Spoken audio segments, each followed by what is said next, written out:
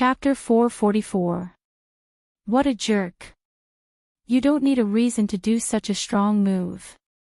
I'll bear it silently. Yu Qianqiu closed his eyes in satisfaction. He stretched his legs out and said nothing. He was ready not to resist and let the beauty do whatever she wanted. If you don't say it, I won't be polite anymore. Ziyi tightened her grip on his neck and issued an ultimatum. Scoundrel. Yu Qianqiu opened his eyes and muttered with great effort. Ziyi didn't hear it clearly. She thought she might have tightened her grip, so she loosened her grip and asked, "What pill?" "You pervert, if you don't let me go, I'll scream." Yu Qianqiu warned her clearly. Ziyi's pretty face turned frosty, and she immediately pressed down on Yu Qianqiu. She exerted force and snorted coldly, "You actually dare to scold me? We are not outside. I have to give senior by face and help you. I misjudged.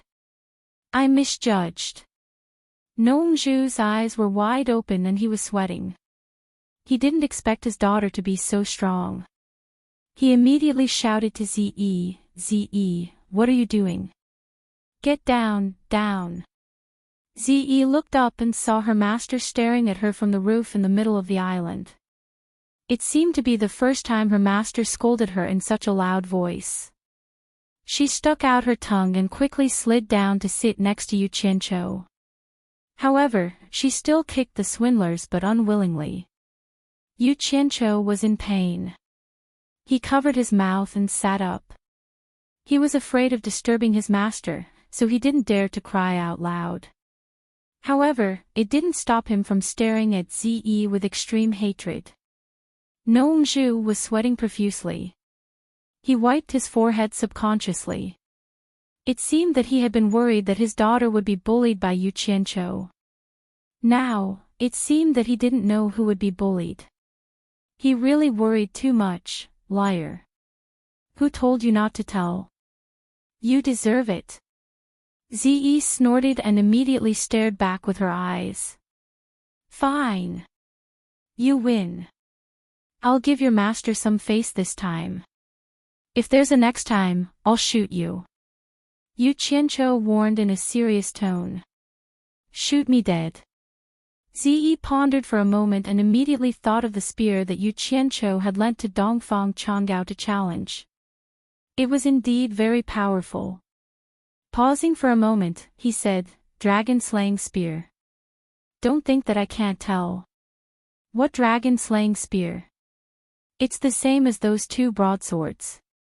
It's definitely something that you condense from black fire to deceive people. Others may be afraid, but I'm not." Regardless of whether she was afraid or not, from her words, it could be seen that this woman had been cooped up in the southern sea purple bamboo forest for too long. She lacked knowledge, but she was not stupid. After knowing what happened to Yu Qianqiu's black flying sword, he immediately thought of where the saber and spear came from. Yu Qianqiu's face was filled with a sinister smile as he said, "The Dragon Slayer spear is nothing. My hidden treasured spear specializes in killing women. I'm warning you, don't provoke me in the future. Otherwise, don't blame me for not giving face to your master. I'll kill you then. How dare you take advantage of my daughter?" Nongzhu's expression twitched. If she was not afraid of disturbing the person in the room and distracting him. Nongzhu wanted to kill Yu Qianqiu right now. You still have treasures. Ziyi's eyes lit up, and she immediately became interested. She looked at him from head to toe, and a naive smile appeared on her face. She moved closer to him, and pulled on his sleeve as if she was begging, "Take out your spear and let me see it. Now, take it out." Yu Qianqiu looked around in the beautiful weather. When he saw the innocent pretty face again, he subconsciously shrank to the side as if he had seen a poisonous snake. He hurriedly got rid of his sleeve, cupped one hand in the other before his chest and begged for mercy, "Miss Ziyi, I was wrong. I was talking nonsense. Please don't take it seriously. You lied to me. Ze stared at him and then shouted in a low voice, "Liar." She kicked the side of Yu Qianqiu's buttocks again. He asked for it. Yu Qianqiu did not dare to complain at all. He immediately got up, ran around the lake with his tail between his legs, and ran away with his tail between his legs. Today, he found that although this woman seemed to be an idiot, she was actually his nemesis. She actually wanted him to show his spear in broad daylight. Oh my! There are 2 masters in the Huashan realm on the island. I'm not that shameless. Ze saw that he ran away, but it seemed that she still did not want to let him go. She was about to follow up and kick him again. When she just stood up, she heard Nongzhu's voice in her ear. "Ze, my good disciple, stay here, okay? You will disturb Elder Bai if you continue to make trouble." Hearing that she would disturb Elder Bai, Ze sat down embarrassedly.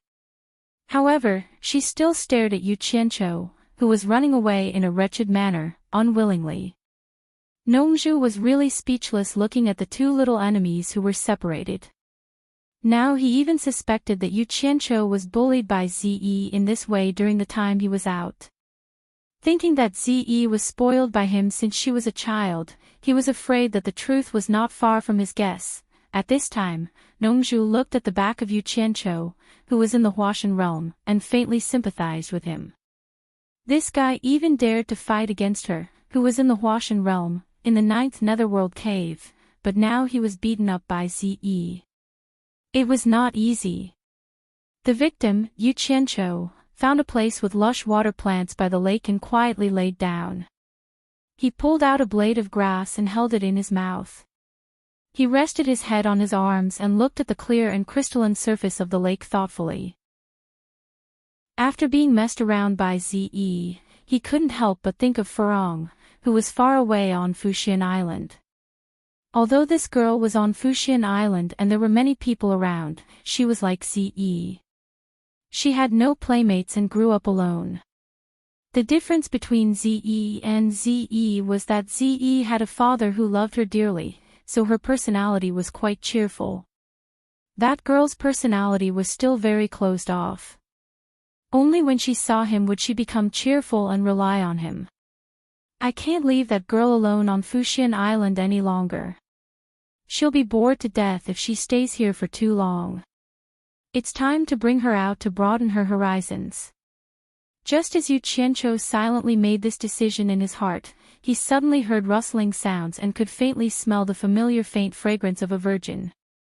He turned his head and saw Ze sitting over as if nothing had happened. "What are you looking at?"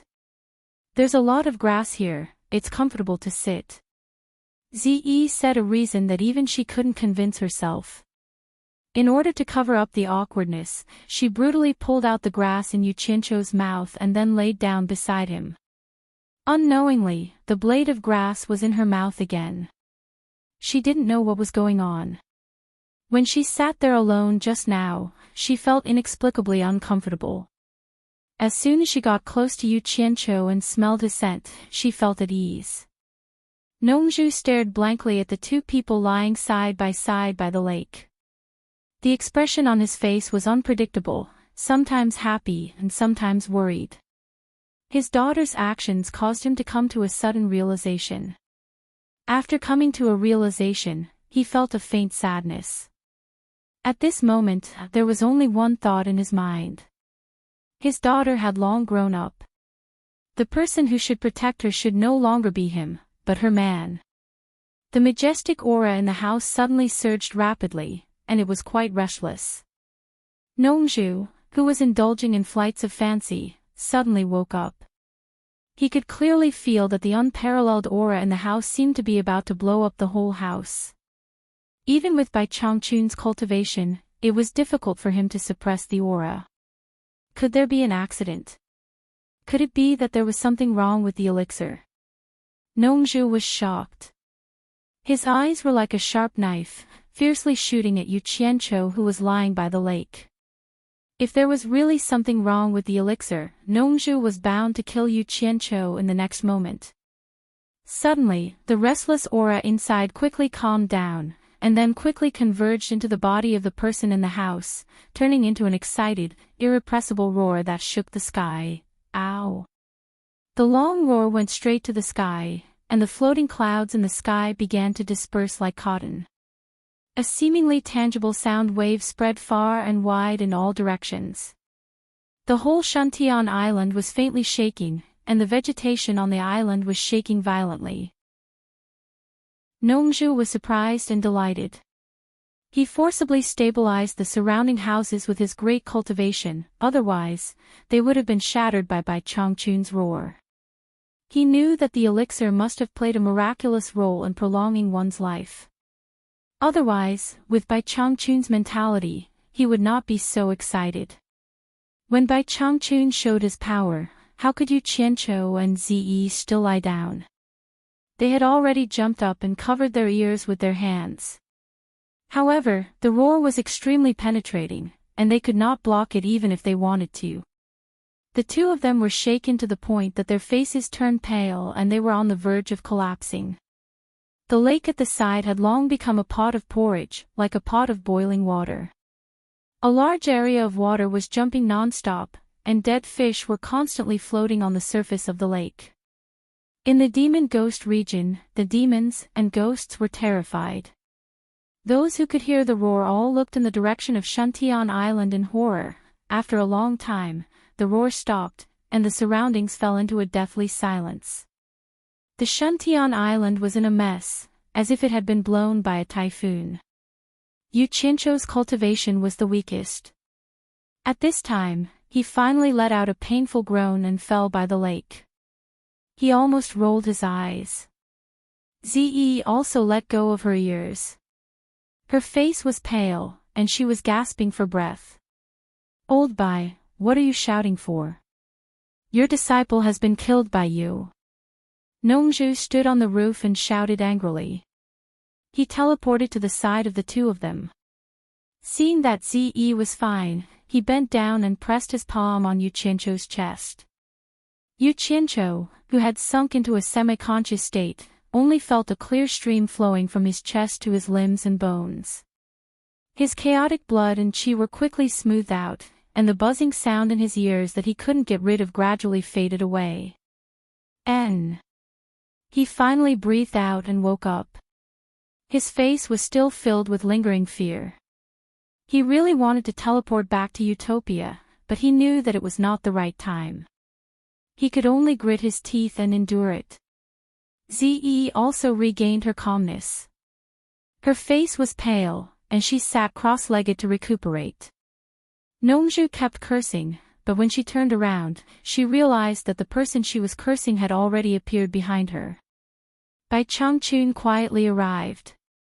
Looking at his disciple lying on the ground, a faint smile hung on his usually calm face.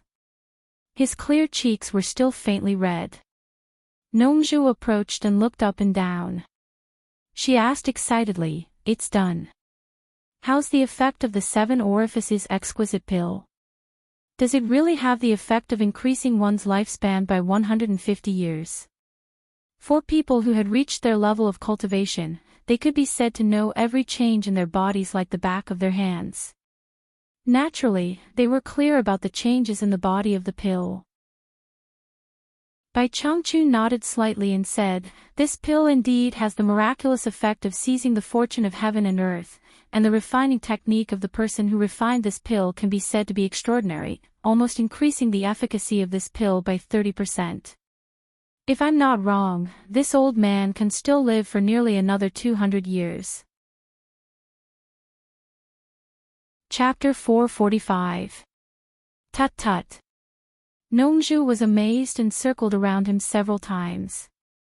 With more than 2,000 years of experience, Bai Changchun could tell the quality of any elixir in his mouth. There was no doubt that he was right. He is half dead. How can his elixir refining skills reach an extraordinary level? Nongzhu glanced at Yu Qianqiu on the ground and asked incredulously. "You're the one who's half dead." Yu Qianqiu looked at Nongzhu with resentment and quickly got up from the ground. Bai Changchun knew what was good and what was bad. He would not argue with Nongzhu on this matter. The expression on his face had calmed down. He asked Yu Qianqiu, "Didn't you say that you have an idea this time? Tell me what it is." The surroundings were in a mess and did not attract his attention.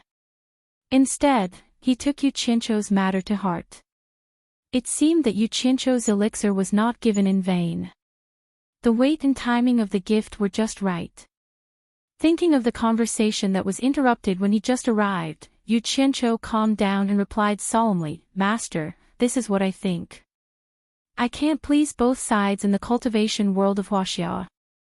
Instead of this, it is better to go deep into the enemy's territory and go to other countries outside of Huaxia. Maybe I can play a bigger role there." Hearing this, Nongzhu was stunned. When she came to her senses, she immediately sneered and said, "I think you really don't know what's good for you. Your master made a big fuss and made Huaxia a forbidden area for masters of Huaxia. That's why you can be so arrogant. Hee hee. You have nothing better to do. You want to jump out of the circle and go to other people's old nest. Little brat, let me tell you, they won't be as polite to you as me and your master. They can take your life with just a lift of their hands. Don't think that you're really that powerful. The experts in this world are far more powerful than you can imagine. No matter how powerful they are, they can't be more powerful than my master." Yu Qianqiu retorted disapprovingly. At the same time, he flattered his master. "Hey! Good, good, good." Nongzhu turned around and sneered at Bai Changchun, "Old Bai, your disciple doesn't know the immensity of heaven and earth. He needs to be disciplined. You have to take care of it. Don't create a short-lived ghost."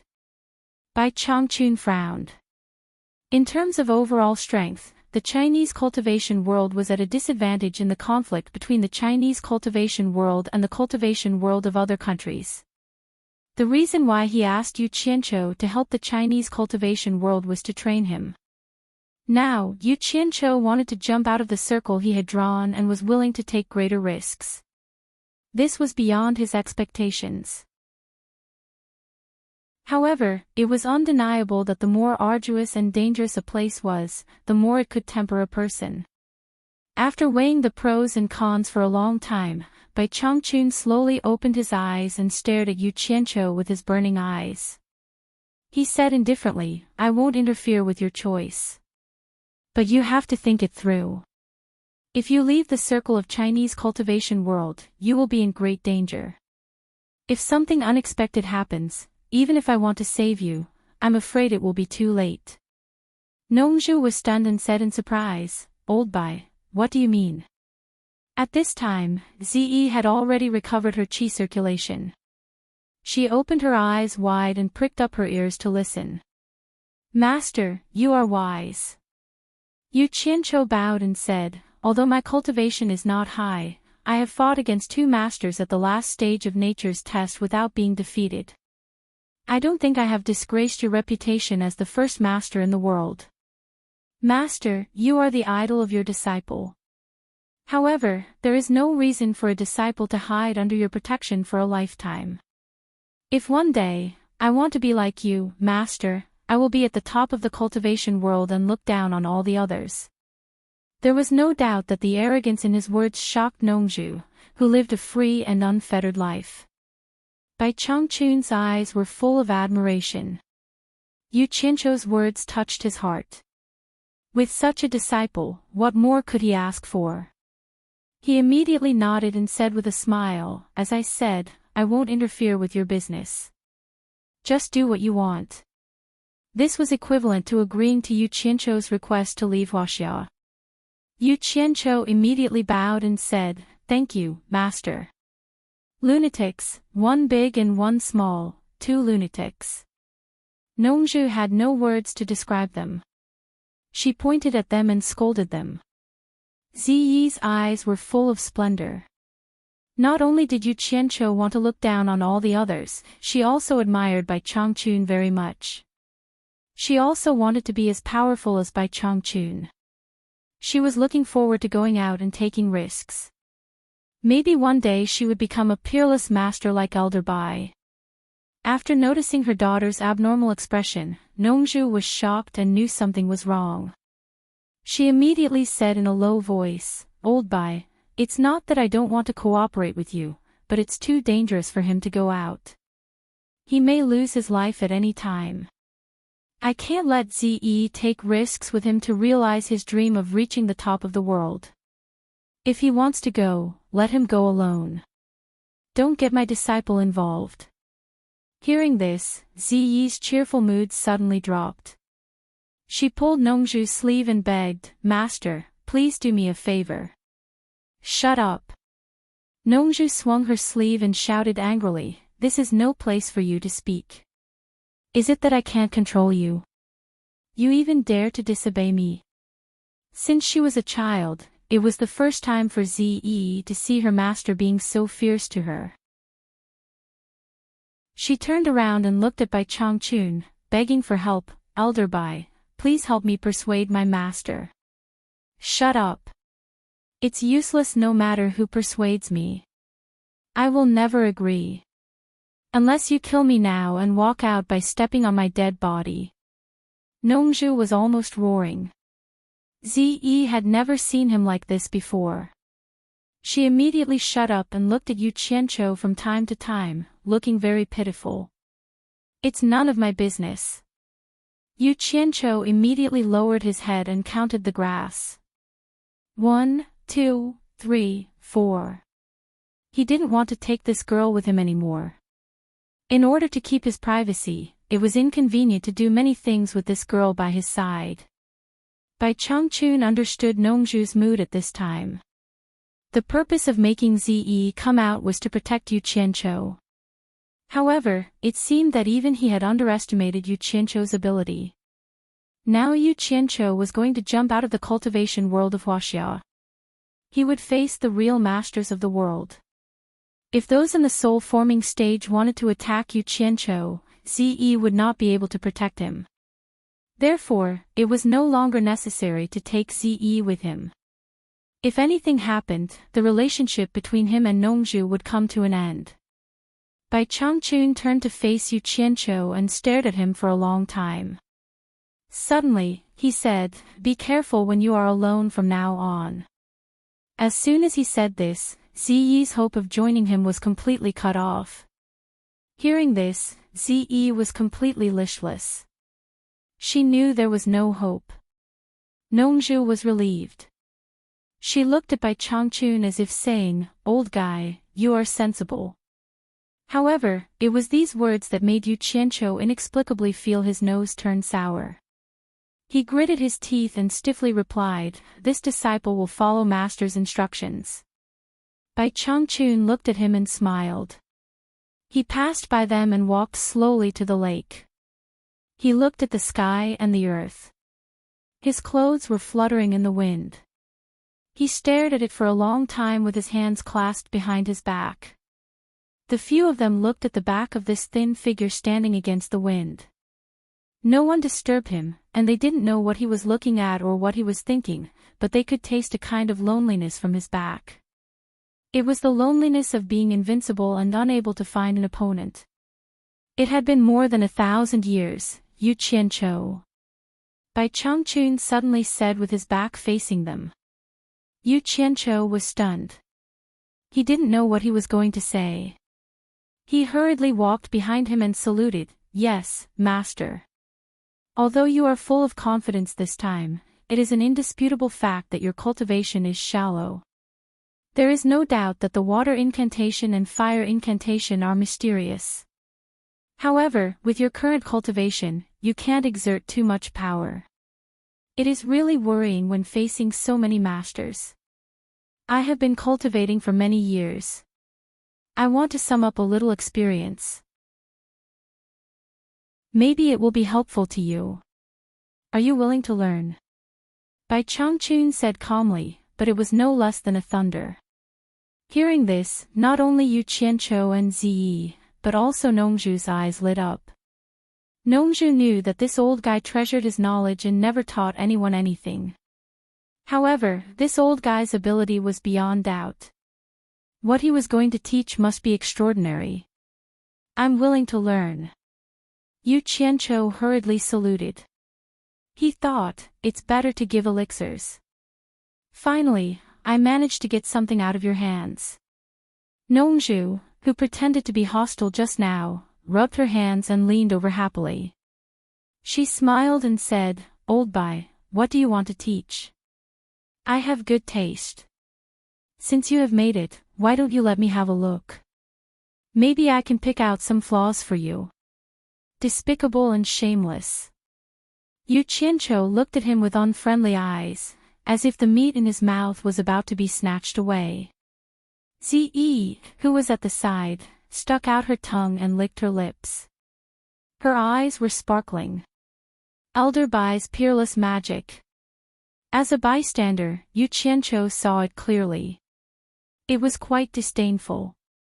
He cursed in his heart, they are indeed father and daughter. Their behavior is exactly the same. Bai Changchun ignored Nongzhu. He turned to Yu Qianqiu and said, I need to meditate in seclusion for 3 days. You and Miss Mu tidy up the island and come find me in 3 days. Yes, master. Yu Qianqiu suppressed his excitement and bowed. When he stood up again, he found that Bai Changchun was gone. He looked at the big house in the center of the island and suddenly winked. What kind of peerless magic will he teach me? Anyway, I don't want to learn the sunflower manual. Alas. I'm looking forward to it. His extremely wretched expression, as if he was suffering from paranoia, made the father and daughter look down on him. Nongzhu slapped him on the back of the head and sneered, You haven't learned the skill yet, and you're already thinking about it. What a shame. Yu Qianqiu staggered and looked back at her with a sarcastic look. But after thinking about it, he felt relieved. Damn. This old handsome guy must be jealous of me. I won't stoop to your level. Then he shook his head and walked toward the plantation. As he walked, he said, Alas. Even Master had to meditate in seclusion for 3 days to summarize it. I really don't know if I can learn such a mysterious magic art. It's so painful. So heart-wrenching. It's so painful. God. Chapter 446. The muscles on Nongzhu's face twitched. She wanted to grab him and beat him up, but she resisted the urge and winked at Ziyi. The father and daughter were indeed connected. Ziyi quickly understood her master's intention and chased after Yu Qianqiu. She accompanied him and said with a smile, Yu Qianqiu, what kind of magic do you think Elder Bai will teach you? Hey! Master's cultivation is unfathomable. It's not something we can guess. I will learn whatever he teaches. Yu Qianqiu said solemnly. Ziyi's skin was indeed thinner than Nongzhu's. She asked in a roundabout way, but she didn't directly state her intentions. Yu Qianqiu happily pretended to be confused and chatted with her. The two of them went directly to the plantation. The mess in the garden made the two of them dumbfounded. The originally bright red seedlings of the deficient flame profound fruit were now lying all over the place. Not a single one could be found. It was obvious that they had all been destroyed by Bai Changchun's roar. Miss Mu stood in the garden with a pale face. Her eyes were dull and she seemed to have lost her soul. Not to mention Yu Qianqiu, even Ziyi had heard from Nongzhu that the deficient flame profound fruit was prepared for the Nanming ancestors' mount. It was of great significance to Bai Changchun. She didn't know what would happen if Bai Changchun knew that all the deficient flame profound fruit had been destroyed. A mere Miss Mu couldn't bear Bai Changchun's anger. Yu Qianqiu walked into the messy garden and walked to Miss Mu's side. He sighed slightly, knowing that this woman was frightened. He patted her shoulder and shouted, Miss Mu.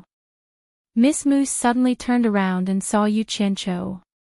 She wanted to cry but had no tears. She shouted, Mister. Don't worry, this has nothing to do with you. I will explain to Master and plead on your behalf. I think Master won't make things difficult for you. Yu Qianqiu comforted her. Hearing him plead on her behalf, Miss Mu immediately thanked him profusely. Although she was still frightened, at least she had a chance to live. Don't think too much. Master wants us to tidy up the island. Yu Qianqiu called out to her, and the two of them immediately got to work. Perhaps Miss Mu was thinking of atoning for her sins, so she put in extra effort. As for Zi, who was following him around, he needed her help. It would be a waste if he did not use her. Yu Qianqiu had tricked her into going with him. Now, he had another good helper. The three of them worked together. 3 days later, Yu Qianqiu could not wait to come to the front of the big house. He suppressed the excitement on his face and walked in with his hands clasped behind his back. Bai Changchun held a jade archive in his hand. Nongzhu and her father kept glancing back and forth at it, as if they were trying to decipher its mysteries. When he saw Yu Qianqiu come in, Bai Changchun loosened his grip. The jade archive slowly floated up and was delivered to the former. With a pious expression, Yu Qianqiu took the archive with both hands. He bowed and said, "Thank you, master." He glanced at Nongzhu and her father, then deftly stuffed it into his storage pouch. Outside, Miss Mu walked to the front door with a miserable expression. She lowered her head and knelt down in front of Bai Changchun. Everyone in the house turned to look at her. She was summoned by Yu Qianqiu. Naturally, Yu Qianqiu had to make an appearance. He was also a little nervous, but he still braced himself and reported, "Master, the garden that Miss Mu was taking care of was destroyed by your long whistle 3 days ago. She has come to ask for forgiveness from you." Bai Changchun frowned. He quickly released his divine sense and had a clear picture of the garden. Although he knew that he was the one who destroyed it, his expression still darkened. His gaze was so intense that Miss Mu couldn't help but tremble. Yu Qianqiu knew that things were not looking good. A monster king was not even as good as an ant in the old man's eyes. If he didn't say anything, Miss Mu would probably die. Hence, he promptly bowed and pleaded, "Master, I was the one who brought Miss Mu to Obedient Island. I didn't take care of the profound fruit garden and destroyed Master's profound fruit. I chose the wrong person, so I can't escape responsibility. Master, please punish me as well." Hearing this, Miss Mu bowed and kowtowed.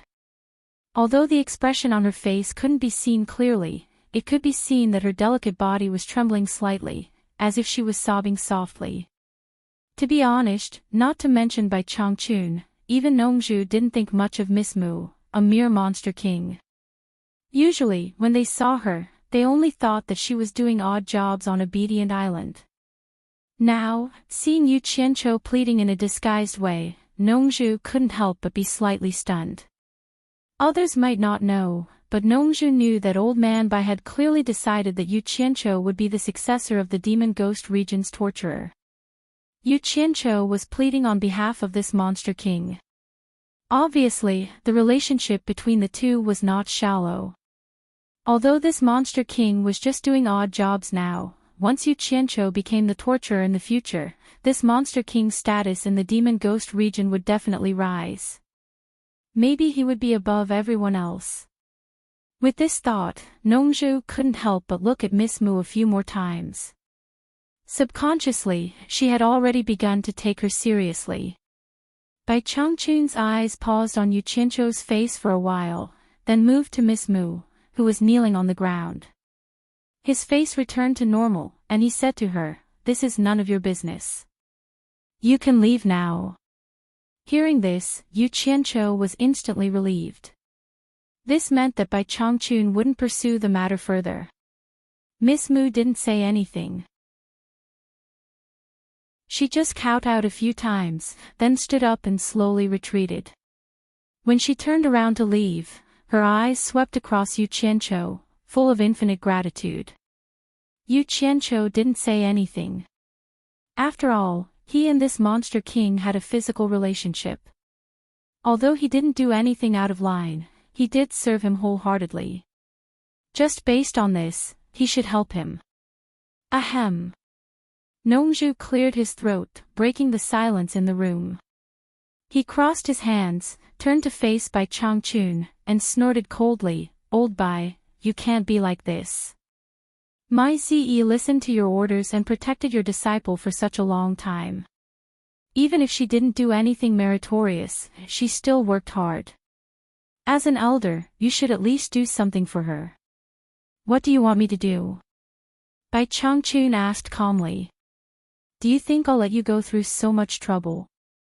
Nongju turned to Yu Qianqiu, tilted his chin, and said, "Just use what he has. That magic art you gave him just now, let Ze bask in the glory and learn it. Damn it. Old people who don't die are thieves." Yu Qianqiu squinted at Nongju, as if he was guarding against a thief. Bai Changchun said expressionlessly, "That won't do. That's for my disciple. That's easy. Worst comes to worst, Ze can also be your disciple.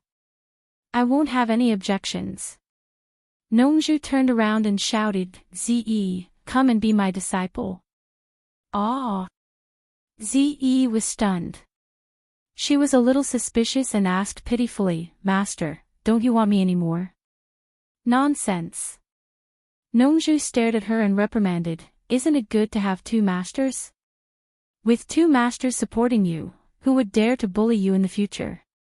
Yu Qianqiu looked at this guy and was speechless. It was true that the more handsome a man was, the more shameless he was. The more handsome a man was, the more annoying he was. Ze hesitantly walked to Bai Changchun. Although she really wanted to be Bai Changchun's disciple, she always felt it was inappropriate.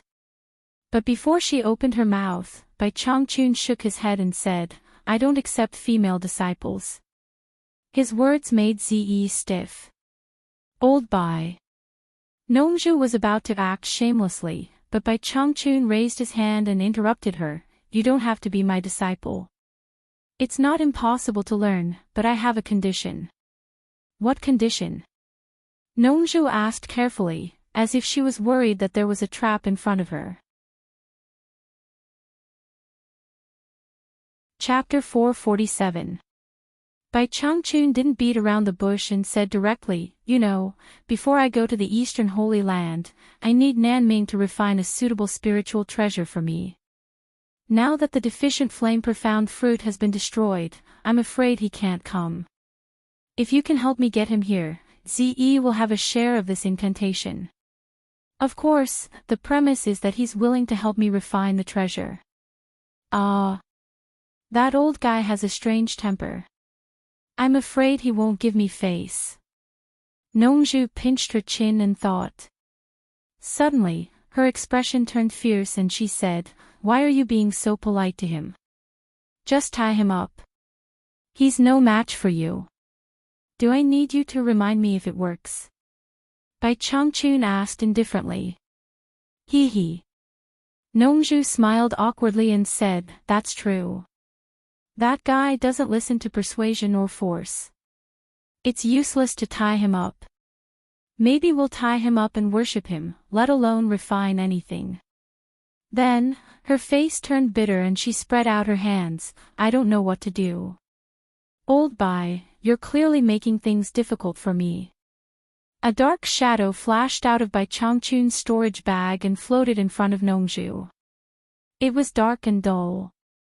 It was the sky-swallowing beast's fang that Yu Qianqiu sawed off from the underworld gate. Nongju slapped her forehead and suddenly said, "How could I forget about this thing? Take it and I'll make sure Nanming follows me obediently. There's no time to lose. I'll go now and come back early." She grabbed it in her hand, looked at it and stuffed it into her storage bag. Just as she turned around, she stopped and said, "Old Bai, let's make this clear first. I only care about bringing Nanming here. As for whether he agrees to refine the treasure for you or not, it's not something I can force." Bai Changchun neither agreed nor objected. He just sat there without saying a word. Nongju smiled and said, "If you don't say anything, I'll take it as a yes." don't regret it when the time comes. Okay. I'll go to Xian Island and bring Nanming here. As soon as she finished speaking, she disappeared in the blink of an eye. Outside, there was the sound of rapid flying. Ze looked outside and was slightly stunned. She also knew that her master had made this trip because of her. Master, what kind of person is that patriarch Nanming? He didn't even give face to you. Yu Qianqiu asked, puzzled. This was not the first time he had heard someone mention ancestor Nanming. Even the #1 expert in the world, Bai Changchun, had to spend a lot of effort to plant the deficient flame profound fruit in order to cater to this person. Bai Changchun now had high hopes for Yu Qianqiu. Naturally, he would not be stingy in teaching him about the stories of these top figures in the cultivation world. He said slowly, there are 5 great people in the cultivation world today, and Nanming is one of them. This person's cultivation level has already reached the mid-stage of deity transformation. Although his cultivation level isn't the highest, when it comes to tool refinement, if he says he's #2, no one would dare to say they're #1. He's the #1 tool refinement expert in the cultivation world. 5 great men of the cultivation world. Was there such a thing? I'm afraid you're one of them. Yu Qianqiu nodded and said, no wonder Senior Nongzhu said he has a strange temper. It turns out that he's arrogant because of his talent. You can't say that.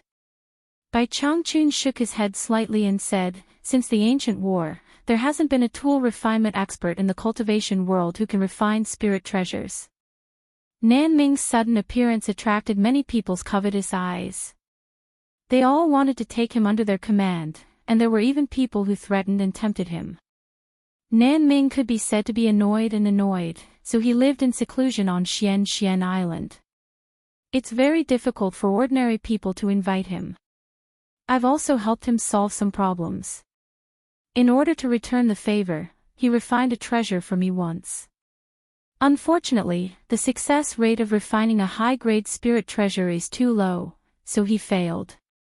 Yu Qianqiu secretly guessed that the so-called problem solved was probably to scare off those people who threatened and tempted ancestor Nanming.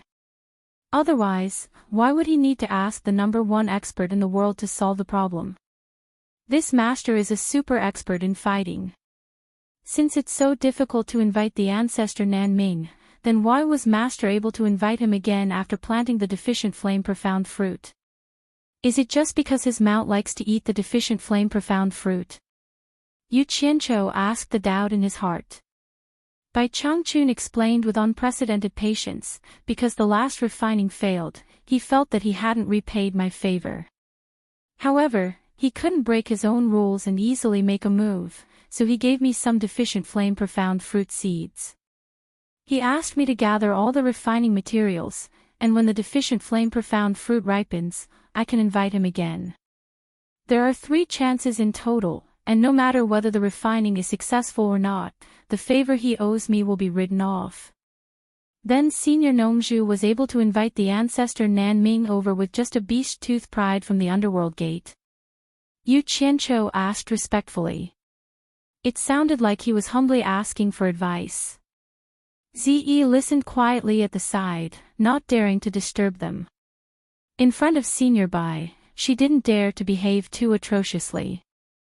Bai Changchun also answered without hesitation, this is the rule he set. Whoever can give him precious materials that can move his heart can invite him out of Xian Island. As for the grade of the treasure he is invited to refine, it depends on whether the materials given to him are sufficient. I see. Yu Qianqiu was deep in thought. Suddenly, he remembered the 5 great men of the cultivation world. He couldn't help but ask again, Master, you mentioned the 5 great men of the cultivation world. Besides the ancestor Nanming, who are the other 4? Hearing this, Ze looked at Bai Changchun with a strange light in her eyes. Obviously, she knew that one of the 5 great men of the cultivation world was the thin old man in front of her.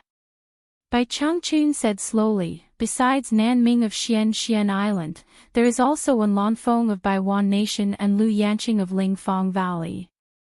There is also the world's #1 fortune teller, Great Master Tianzhu. He was the one who predicted that the star orb would appear in the Chinese cultivation world. However, he has already passed away. To be precise, there are only 4 of the 5 great men left. He stopped here, not saying the 5th one. In fact, Yu Qianzhou had already guessed it was him. He was definitely too embarrassed to say that he was one of the 5 great men. Ziyi stuck out her tongue and said to Yu Qianzhou playfully, "The last one is the leader of the 5 great men, senior by himself." "I've already guessed it. Master is the world's #1 expert. If even you can't be one of them, then I'm afraid the 5 great men don't deserve their reputation." Yu Qianzhou flattered him again. Then, he turned to stare at Ziyi and frowned, "So you already knew. Why haven't I heard you mention it before?" Ziyi glared at him and immediately retorted, "You didn't ask me. I thought you already knew. Who knew that you didn't even know about this?" Okay, you're knowledgeable." Yu Qianzhou didn't want to argue with her in front of his master, so he asked, "Then tell me why Wanlanfeng and Lu Yanqing can be one of the 5 great men in the cultivation world." Ziyi glanced at Bai Changchun. Seeing that there was nothing strange about him, she immediately said with a hint of boasting, "Baiwan Nation's Wanlanfeng is also a late-stage soul transformation expert, and not just any late-stage soul transformation expert. He is ranked 2nd in the cultivation world after Senior Bai, 2nd only to Senior Bai. He is also one of the 5 great men of the cultivation world because of his extraordinary cultivation. Wanlanfeng of Baiwan Nation." Yu Qianzhou secretly remembered this person. In the soul formation stage, people who could reach a cultivation level 2nd only to Bai Changchun must be extraordinary. He had to be careful in the future. Speaking of this, Ziyi suddenly had an expression of admiration on her face. This made Yu Qianzhou very curious. He thought to himself, could there be someone more admired by this girl than Bai Changchun? Ziyi continued in high spirits, "Senior Lu Yanqing of Lingfang Valley is a female senior. Her cultivation has also reached the middle stage of soul formation. She's the best healer in the cultivation world. It's said that as long as someone is still breathing, she can save them." And what? Yu Qianzhou asked suspiciously. He thought to himself, is this girl a fan of Lu Yanqing? Although I haven't seen Senior Lu Yanqing, I heard that she's the most beautiful woman in the world. Countless experts in the cultivation world admire her appearance and pursue her, but none of them can enter her eyes. Even Senior Wanlanfeng, one of the 5 great men, fought with Senior Bai for her. Ziyi stuck out her tongue at this point. She looked at Bai Changchun and didn't dare to continue. Yu Qianzhou saw that she wanted to say something but stopped. Coupled with the word she hadn't finished before, he suddenly became suspicious. He thought to himself, could it be that the most beautiful woman in the world is so beautiful that the #1 and #2 experts are jealous of each other? So the 2 peerless experts fought over a woman. F***ck. This news is a little too shocking. Yu Qianzhou's eyes flickered as he glanced at his master. He didn't dare to look him in the eye, but he didn't dare to continue asking lest he touched old man Bai's sore spot. However, his heart was full of guesses. It seemed that the most beautiful woman in the world wasn't with old man Bai. Could it be that old man Bai, the #1 expert in the world, couldn't win against the #2 expert in the world for the most beautiful woman in the world? What a piece of gossip. When Bai Changchun saw Yu Qianzhou's wretched and lascivious expression, he immediately knew that his disciple was thinking beyond the clouds. He immediately said to Ziyi, he doesn't know much about this level. Since you've already said it, tell him the whole story. Otherwise, he'll only know a little and make wild guesses. Yes. Ziyi bowed. Since Old Man Bai had spoken, she had nothing to worry about. She continued to say to Yu Qianqiu, I heard that Senior Wen Lanfeng is one of the craziest pursuers of Senior Lu Yanqing, but Senior Lu Yanqing doesn't like him. Until one time, Senior Lu was pestered by Senior Wen to the point where she couldn't do anything. She said to Senior Wen that as long as you can defeat the world's #1 expert, Bai Changchun, I'll become your Taoist companion. Ah! Yu Qianqiu was dumbfounded. It was completely different from his previous guess. It turned out that the world's #2 expert was a love-struck fool. Needless to say, it must be that Bai Changchun had inexplicably fought with this love-struck fool. Ziyi secretly glanced at Bai Changchun and stuck out her tongue again. She said, I heard from my master that after Senior Wen heard Senior Lu's words, he immediately sought out Old Man Bai for a duel.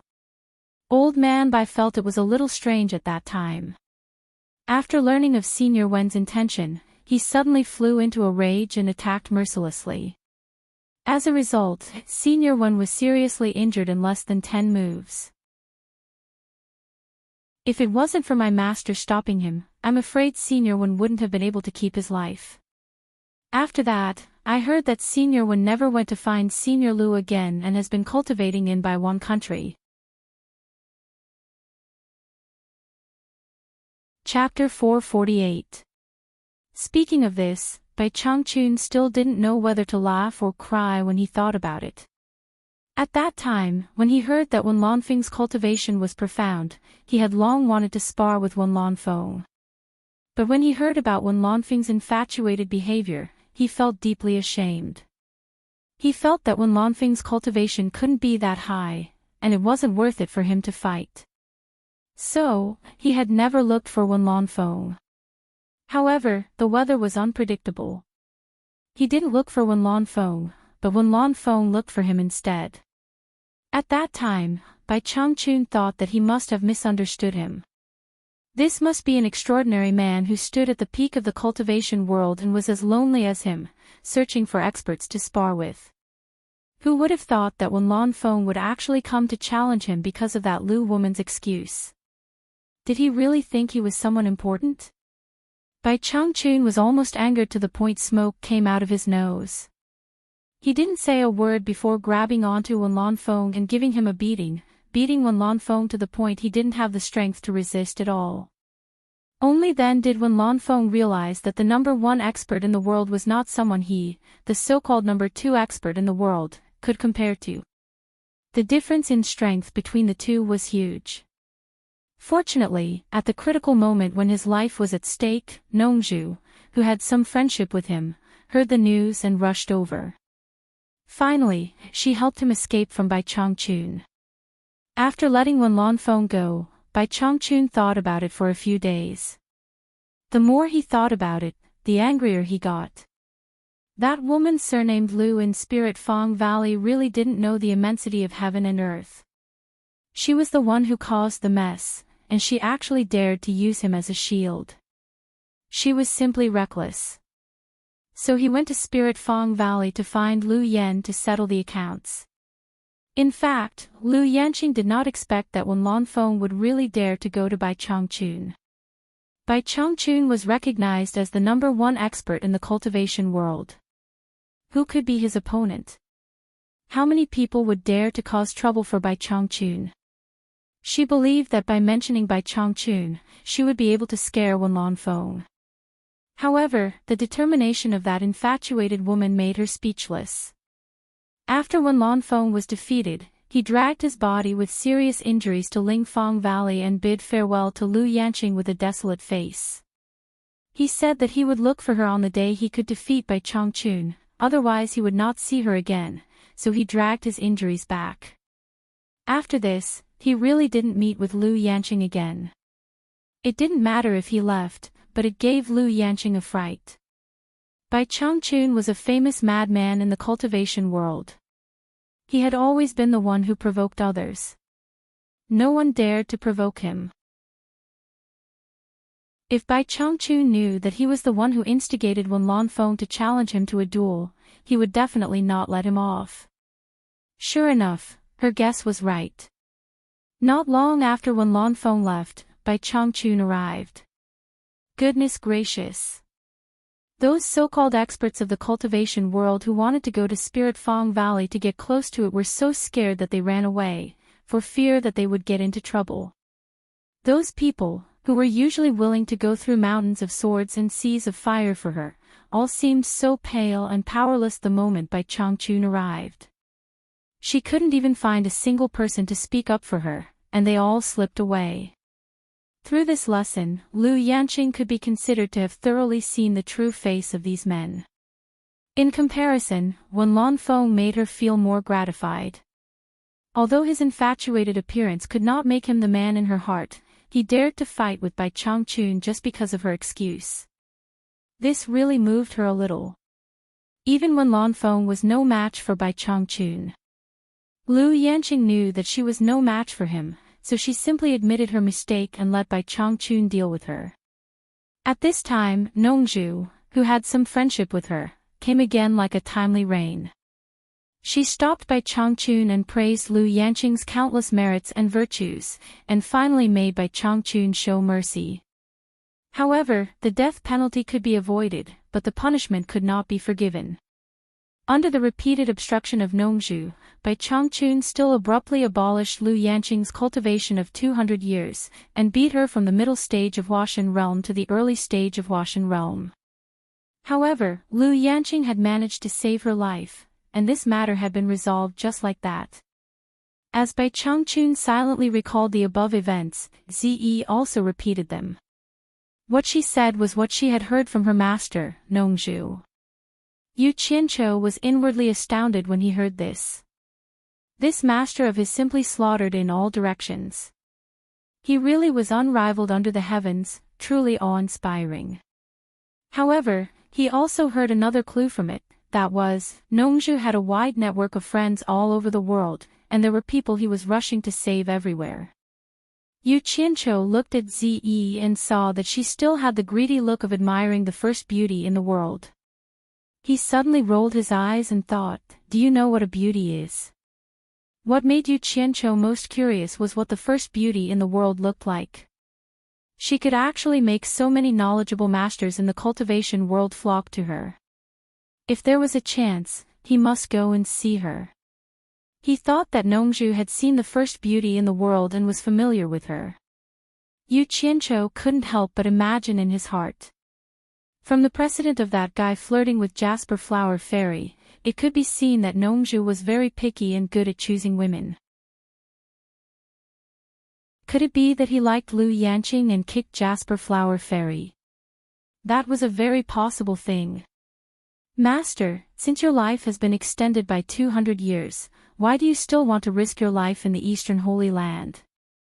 Yu Qianqiu asked. When he thought of Nongzhu going to Xianxian Island to invite the Nanming ancestor, he thought of the reason why Bai Changchun asked the Nanming ancestor to refine an artifact. He had already said that it was to prepare for the trip to the Eastern Holy Land. Bai Changchun looked back at him and smiled, but didn't explain further. He just said, why don't you postpone your trip to the various countries? First, take a look at the Jade Archive I gave you. If you can master the information in it, it will be very beneficial for your future journey. Yu Qianqiu was stunned when he heard this. He took out the Jade Archive again and inserted his divine sense into it. The more he looked at it, the more confused he became. There was no peerless Xian skill or incantation like he had imagined. Instead, it was filled with all kinds of birds and beasts. There were so many of them, it was a dazzling sight. To put it bluntly, it was a dazzling sight. However, there were words beside each bird and beast, which summarized the movement patterns of those birds and beasts, and then transformed them into movements that could be learned by humans. Yu Qianqiu looked at it. Why did it feel like the tiger and crane dual forms martial arts he had seen in his previous life? It was definitely not an incantation. After he retracted his divine sense, he asked doubtfully, Master, what kind of incantation is this? Why can't I understand it? Zi, who was at the side, pouted slightly, as if saying, I'm afraid you're not talented enough. If you can't understand it, you might as well just give it to me. Cultivation is not something that is innate. It is something that is accumulated through cultivation. Your cultivation is shallow, so it is impossible for me to help you reach the heavens in a single step. However, when facing an enemy, the level of one's cultivation is important, but it is definitely not the only key to victory or defeat. Treasures, the mysteriousness of incantations, and the ability to adapt to the enemy are also indispensable. You won't deny this, will you? Bai Changchun asked. Yes, I rely on the mysteriousness of incantations to defeat stronger opponents. Yu Qianqiu nodded. Zi, who was at the side, was also listening attentively. She did not want to miss a single word. Hearing this, she nodded as well. In terms of the mysteriousness of incantations, the water and fire incantations are truly miraculous. Almost no one in this world can surpass you. To increase your cultivation, you need to rely on your own hard work and accumulation. As for treasures, I don't have them with me. The only thing I can teach you is the ability to adapt to the enemy. Bai Changchun pointed at the jade archive in his hand and smiled faintly. I understand the mysteriousness of heaven and earth. All my adaptability is integrated into the jade archive in your hand. Ziyi's eyes shone brightly. She stared at the jade archive in Yu Qianqiu's hand. She almost wanted to snatch it. Yu Qianqiu looked at the jade archive in his hand and opened his mouth. He really did not know what to say. Could it be that his comprehension was too poor and he could not understand it? Bai Changchun nodded and said, I have experienced countless battles. In my early years, I have also faced situations where I defeated stronger opponents. I did not rely on treasures, nor did I rely on the mysteriousness of incantations or the depth of my cultivation. Instead, I relied on my strong adaptability. In a battle, if I can avoid a fatal blow at a critical moment, I will be victorious. In an impossible situation, if I can deal a fatal blow to my opponent, I will also be victorious. This is the ability to adapt to the enemy. I understand what Master is saying. Yu Qianqiu held the jade archive in his hand and said in a low voice, This.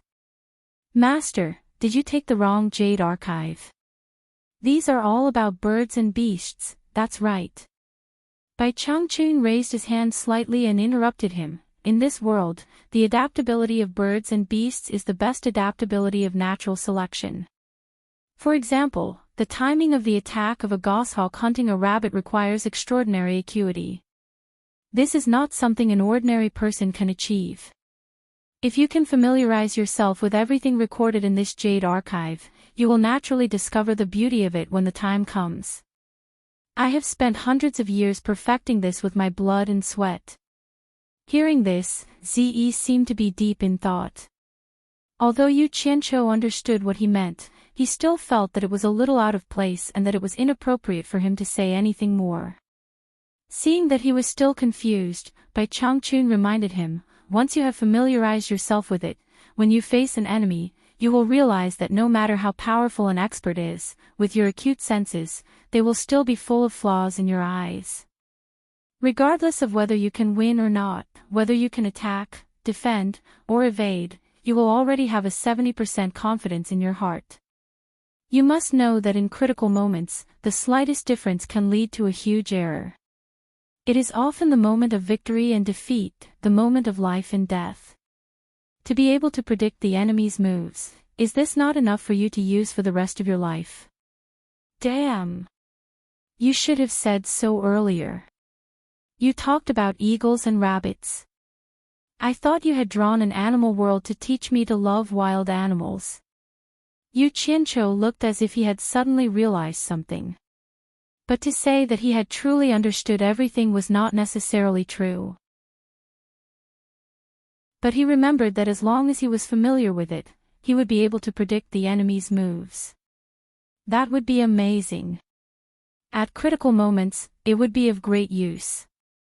Thank you, Master, for fulfilling my wish.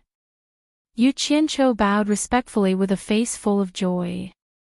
He stood up and asked, "May I know the name of this technique that master has imparted to me?" Bai Changchun paused for a moment. After thinking for a while, he said, "It can't really be considered a technique. This is the first time I've come up with it, and it doesn't have a name yet. Since it comes from birds and beasts, let's call it animal play." Chapter 449. Animal Tricks. Yu Qianqiu was taken aback. He immediately thought of the words animal tricks, but felt that it had tarnished his future student. Hence, he quickly thought of the 5 animal tricks he had heard of in his previous life. It seemed that the fellow named Hua Tuo had also created these tricks based on animals. He immediately felt more at ease. This disciple shall diligently comprehend them. Yu Qianqiu immediately bowed and retreated.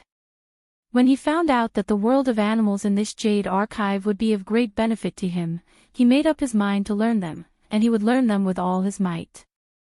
He didn't have many good points, but he was able to endure hardships and was ruthless to himself. He comforted himself by saying that this was called making up for one's lack of talent with diligence. Once he left, Zi couldn't stay still any longer. She dawdled to Bai Changchun's side and stammered, "Senior Bai, my master has already gone to invite the Southern Ming ancestor for you. Can Zi learn the animal tricks you taught Yu Qianqiu?" Towards the end, she seemed to feel a little embarrassed, and her voice was so soft that it was almost inaudible. Fortunately, Bai Changchun's cultivation level was high, and his hearing was good as well. He nodded at her. Zi was so happy that she almost jumped up. She quickly bowed and said, "Zi thanks Senior Bai for his help. Zi will take her leave now." After she finished speaking, she slipped away and went to look for Yu Qianqiu. Bai Changchun smiled, then went to his usual seat and sat down cross-legged. Actually, when Nongzhu suggested letting Zi learn, he had never thought of rejecting her due to their relationship. Otherwise, with the things that Yu Qianqiu had obtained from the gate of the underworld, it wouldn't be difficult for him to invite the Southern Ming ancestor. Hence, he wasn't trying to make things difficult for Nongzhu. It was just that his cultivation level was passable, and his speed was fast, so he asked him to run errands. Once Ce left, she quickly looked around. It had only been a short while, but Yu Qianqiu was nowhere to be seen. How dare he try to hog all the good stuff for himself? How infuriating! He couldn't possibly have escaped from Shuntian Island, could he? Thus, he quickly rose into the sky and circled around in all directions, but he did not see anyone. Given that fellow's cultivation, even if he were to fly away in such a short period of time, it would be impossible for him to escape his line of sight. He immediately deduced that Yu Qianqiu must be hiding somewhere on the island, so he launched a carpet search. Yu Qianqiu had long known that this little girl would not let him go. For the sake of freedom, he hid in the bird's nest that he had built in the past. He held the jade archive in his hands and studied it in detail. Once he had a rough idea of what was going on, he would begin to practice madly. Helplessness Island was only so big, so Zi quickly locked onto the bird's nest. With a flash, she leaped into the nest to take a look. Sure enough, this fellow was hiding here, hugging the jade archive and enjoying it all by himself. "What are you doing here?" Yu Qianqiu cautiously put away the jade archive. "Give it to me." Zi reached out her hand and demanded without hesitation. "Take what?" Yu Qianqiu pretended not to know. Zi glared at him and said, "Hurry up and hand over Elder Bai's animal tricks. Elder Bai has already agreed to let me learn it." Yu Qianqiu was stunned. Since she dared to say such words on Obedient Island, his master must have really agreed to it. However, he had yet to learn it. If he gave it to her first, when would it be his turn? He immediately rejected her. "Nonsense. Wait until your master brings the Nan Ming ancestor here." Are you going to give it to me or not? Ze gritted her teeth, as if she was about to snatch it from him. Yu Qianzhou's expression darkened. Don't get it wrong. This is Obedient Island, not your purple bamboo forest in the southern seas. It's not your place to be unreasonable. If you dare to cause trouble, my master will kick you out of Obedient Island. His words were a little threatening, but to Ze, it was quite effective. You. Ze said angrily, then come with me to reason with Elder Bai. Why should I? My master passed it down to me. Even if you want to learn it, I have to finish learning it first before you can learn it. Yu Qianzhou started to act shamelessly. Although Bai Changchun was sitting in the big house, he knew everything that was going on. Obedient Island hadn't been this lively for a long time. He shook his head and transmitted his voice, Yu Qianzhou, make a copy for her. Yu Qianzhou, who was about to start a big fight, was stunned. He helplessly bowed towards the big house and said, yes, disciple understands. He then turned back to Ze and snorted, my master is merciful and asked me to make a copy for you. Don't mess with me anymore. If I make a mistake, don't blame me. Ze was also stunned. She immediately understood that Bai Changchun transmitted his voice to Yu Qianzhou, so she also bowed in the direction of the big house. Truth be told, Yu Qianzhou was very displeased. He had painstakingly gone through life and death situations to get to where he was today. It wasn't easy for him to get something from the master of the world's #1 expert. This girl who got in through the back door insisted on sharing the fruits of his labor. It was really infuriating. However, there was nothing he could do about it. He could only take out 2 jade archives and obediently make a copy. After handing the jade archives to Ze, he didn't forget to remind her, Ze, you must remember this well. These are my master's hard work. You can't just pass them on to others. Yes, yes, yes. I understand. I won't let Elder Bai's hard work fall into the hands of others. After Ze received the jade archives, she was very satisfied.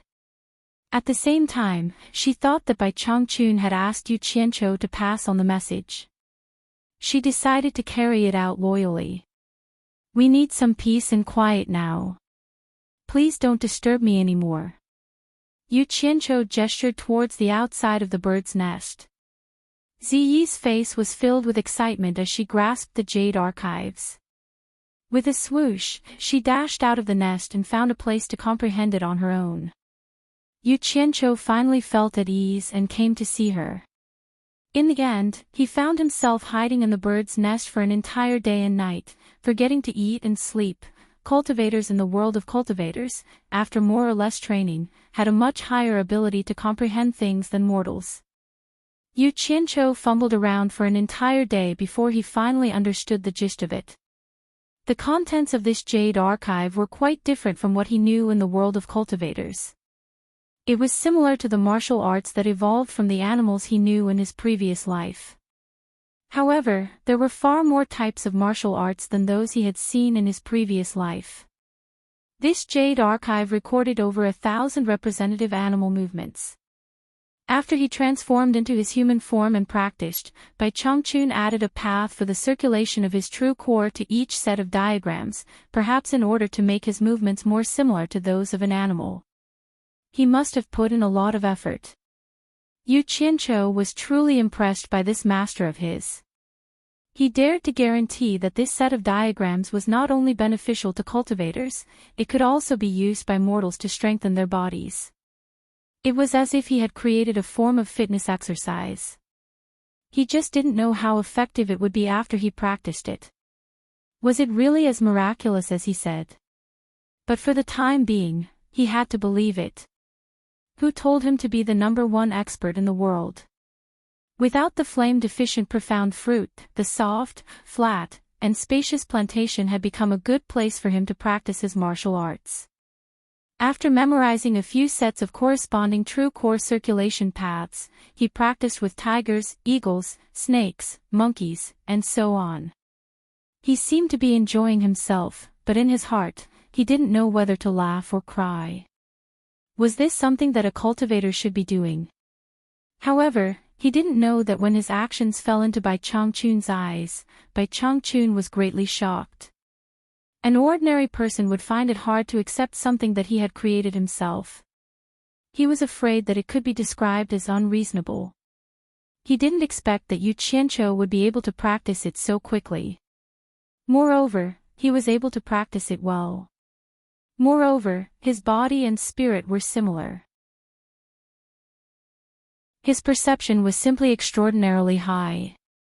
It was really beyond his expectations. Bai Changchun cried out in his heart. Accepting this disciple was definitely the will of the heavens. A strong sense of satisfaction lingered in his chest. With such a disciple, what more could he ask for? Subconsciously, he had already regarded this disciple as a treasure. He reckoned that if anyone dared to touch Yu Qianqiu now, they would definitely be slaughtered by him without saying a word. How could he know that Yu Qianqiu had seen too many similar movies and TV shows in his previous life? Moreover, because he was in the underworld, in order to better defend himself, he had also learned a lot of martial arts and the like. Although he couldn't be said to be proficient in any of them, he had dabbled in them quite a bit. These things were simply a piece of cake for him. The only difference was that there was true core circulating within his body. I can predict the enemy's moves. I will ruthlessly practice. Old man Bai, don't you dare play with me. Filled with grief and indignation, Yu Qianqiu practiced hard without end. He cursed in his heart, what the hell is this? On the other hand, Ziyi was already confused by the contents of the Jade Archive. After looking at it for the whole day, she still couldn't understand what it was. Her head was filled with confusion, and she almost went crazy. What the hell is this? Why is there even a monkey? How is a girl supposed to practice this? It must be Yu Qianqiu, that bastard, messing with me on purpose. With Senior Bai's profound cultivation, how could he have made something like this?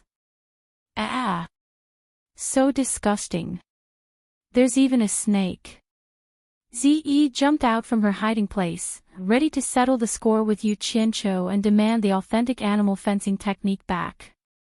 She didn't even think about why this technique was called animal fencing. When she found Yu Qianqiu practicing hard in the plantation, Ziyi was dumbfounded. She saw Yu Qianqiu pouncing on its prey like a hungry tiger, and spreading its wings like an eagle. When he released his palms, he was full of vigor, and when he extended his claws, he was cunning and forceful. He was so absorbed in his practice that he didn't even notice her. After looking at it for a long time, it was indeed similar to what was recorded in the Jade Archive. It's true. Purple Robe was speechless. She covered her face and left quietly. She was on the verge of crying. On Obedient Island, she found a rather remote place. She took out the Jade Archive and took a look at the eagle style that Yu Qianqiu was practicing. She memorized the path of circulation. Seeing that there was no one around, she gritted her teeth, spread out her arms, and extended her slender jade-like palms. Dance! Dance, dance. It didn't look like an eagle's claw. It looked more like a chicken's claw, but not really. On Obedient Island, no matter how secluded she was, how could she escape Bai Changchun's discerning eyes? After silently observing for a while, Bai Changchun, who was sitting cross-legged in the big house, shook his head and sighed. Compared to his disciple, Yu Qianqiu, Ziyi's comprehension ability was far inferior. He was afraid that even after a long time of grinding, he still wouldn't be able to grasp the essence of the technique. The more Ziyi practiced, the more uncomfortable she felt. She felt as though she was about to collapse. She thought, why isn't it like what Yu Qianqiu is practicing, where he has both body and spirit? Could it be that Senior Bai is teaching him in secret? That must be it. Otherwise, why would I be inferior to him when everyone is practicing at the same time? This won't do. I must look for Yu Qianqiu to practice with me. If there's anything I don't understand, I'll pester him to teach me.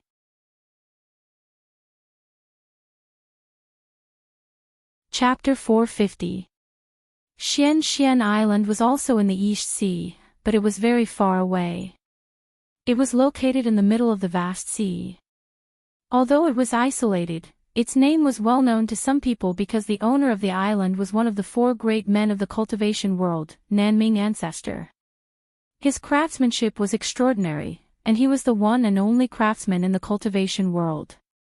Countless experts in the cultivation world had bent down to beg him for a treasure refined by him.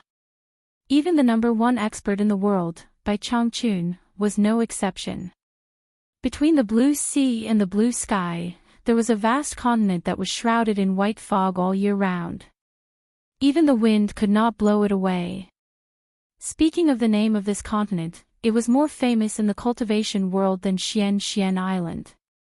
The cultivation world called it the Holy East Land. Because it was not far from the Holy East Land, Xian Island was shrouded in white fog all year round. It was difficult to see the whole island clearly. However, it was different from the calm Holy East Land. Shrouded in white fog, Xian Island shone with red light all year round, dyeing the white fog red. The sound of metal hitting never stopped. High up in the sky, Nongzhu stood with his arms folded, staring at the endless Holy East Land shrouded in white fog. A rare look of caution appeared on his angular face. Thinking that Bai Changchun might not be able to return after entering this place, he could not help but sigh. Although he understood, he still could not figure out why Bai Changchun had to do this. Was he tired of living? Was it not good to live a carefree life? Why did he have to pursue so many things? Looking at Xian Island shrouded in red fog, Nongzhu took out a purple and black bamboo flute. The flute hole was placed horizontally by his lips, and his 10 fingers vibrated. In an instant, the melodious sound of the flute drifted from the blue sky to the vast sea. Not long after, from the red fog below, a deafening roar of a dragon suddenly came. A red light pierced through the red fog and shot toward Nongzhu at an extremely fast speed. Nongzhu put away his flute with a smile. As the red light approached, he saw that it was a huge red flying dragon with a wingspan of nearly 20 meters and a body length of nearly 20 meters. The man and the dragon stopped in the air and stared at each other. The wyvern had a ferocious appearance and a huge body. Sharp claws were spread out under its 2 strong thighs, and its long tail was swaying gently. A pair of fleshy wings were flapping in the wind, and its whole body was hairless and bright red. It stared at Nongzhu fiercely with bright eyes and flew higher than Nongzhu. As it breathed, it spat out provocative flames from time to time. Looking at the man and the dragon, it seemed that this was not the first time they had met. The relationship between the two of them did not seem to be very good. This was the mount of Nanming ancestor, the fire dragon. If Yu Qianqiu saw it, he would definitely be very surprised. This was exactly the same as the dragons in the Western legends in his previous life. Roar! The flying dragon suddenly roared at Nongzhu. It then spat out a ball of fierce fire towards Nongzhu. Little bastard, you're so vengeful. You're asking for a beating. Nongzhu shouted. A transparent protective upstanding chi gushed out, and the fierce flame was not damaged at all. The flute in his hand turned into a huge shadow, and he swung it at the ferocious dragon's head. Bang! After a loud sound, there was a cry of pain. The fire in the wyvern's mouth could no longer be spat out, but its whole body pounced towards Nongzhu, and its fierce claws went straight for her. Little bastard! Nongzhu chuckled and teleported away. She stood on the huge head of the wyvern, grabbed the horn on its head with one hand, and hit its head with the flute. Immediately, there was a chaotic roar in the air. The wyvern spun and dived down. It swung its head to both sides, hoping to get rid of Nongju. With Nongju's cultivation, how could she get rid of him? No matter how the angle changed, Nongju stood firmly on the top, and hit the wyvern with the flute in his hand again and again. Suddenly, there was a sudden sound of wind from both sides. The black armor spikes at the end of the two huge fleshy wings fiercely stabbed towards each other. Little bastard, you've learned to play dirty. Sneak attack. Nongju quickly dodged, and once again shot up into the sky. Although the wyvern was huge, its speed was extremely fast, and its strength was also very strong.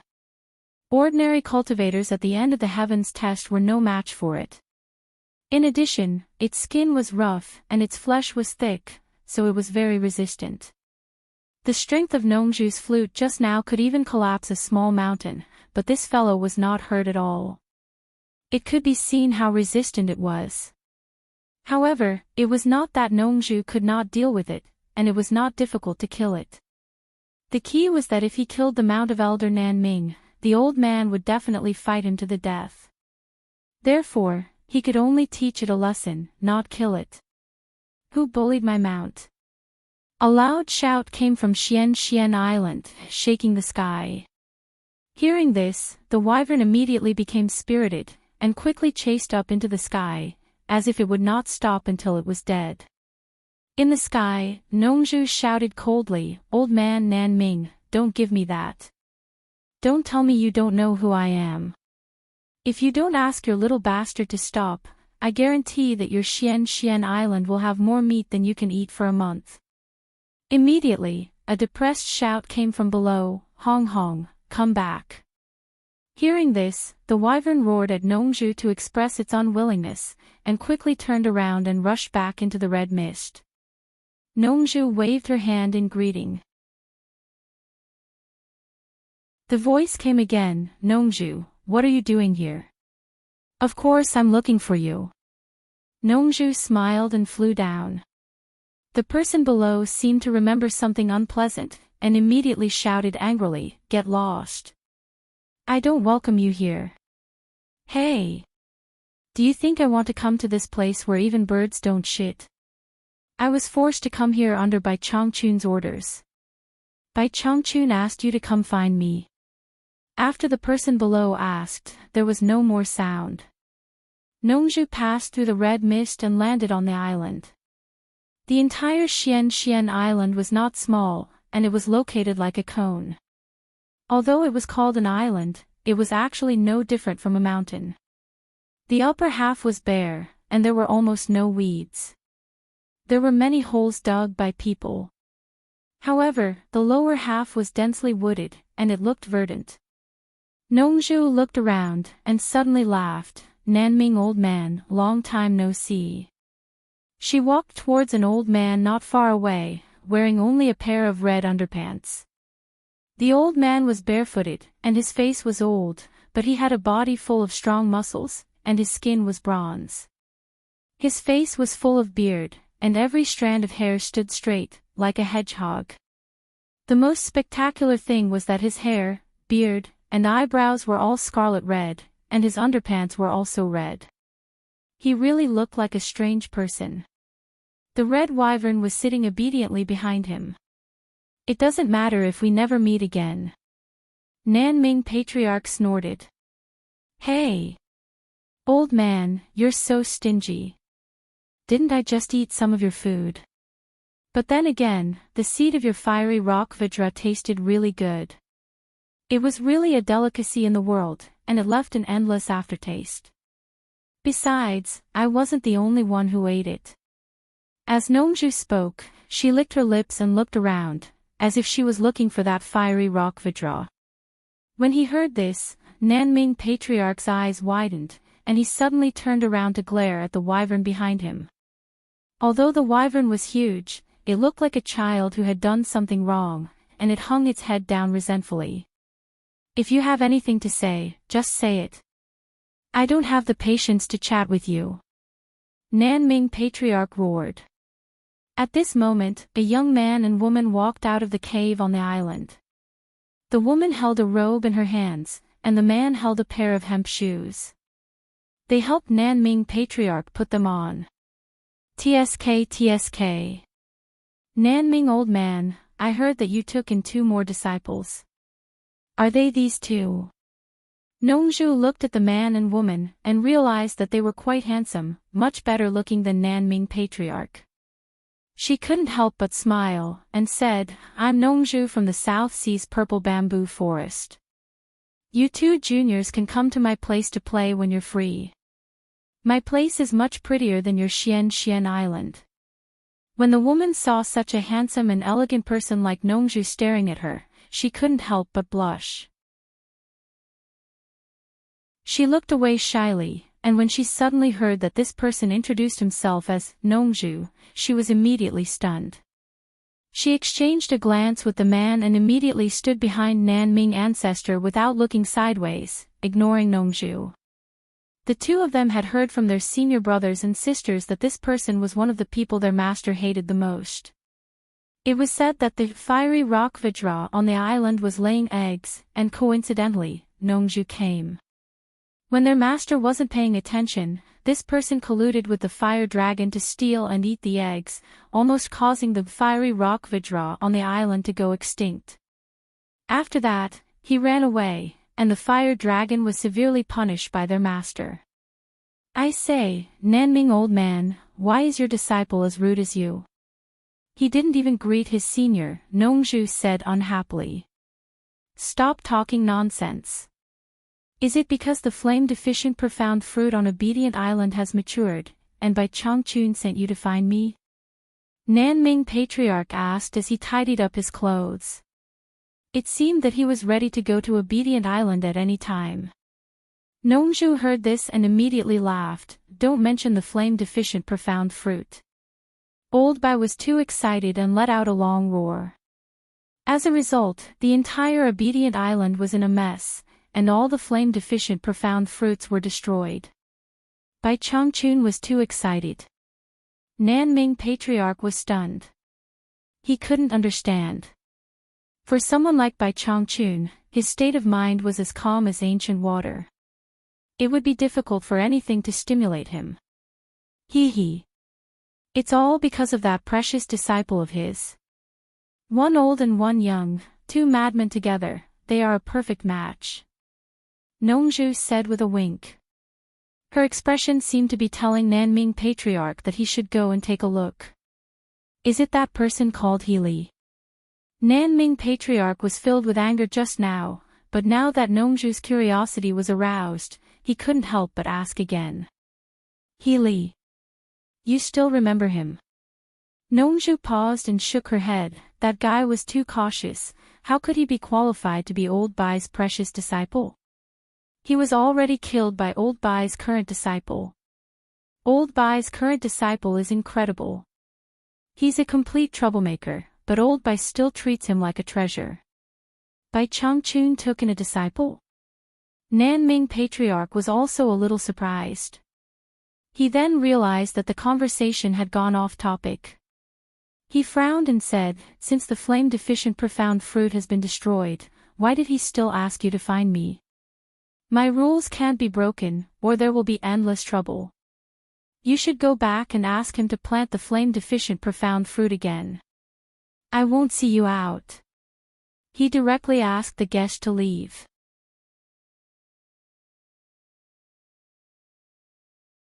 Chapter 451. Nongzhu immediately rolled her eyes and said, Nanming old man, we are friends.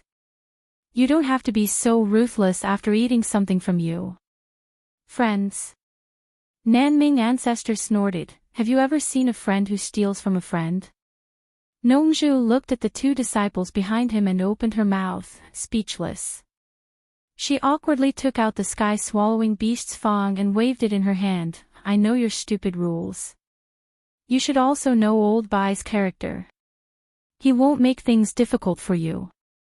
What do you think of this? Xian Island was a volcanic island, so the temperature where everyone stood was quite high. However, once the black fong was taken out, the surrounding temperature suddenly dropped a few degrees, and an inexplicable eerie feeling rose from Nongju's hand. Nanming Ancestor's head, which was looking at the sky, slowly turned around stiffly. His gaze fell on the fong, and his eyes gradually narrowed into a line, unable to move away.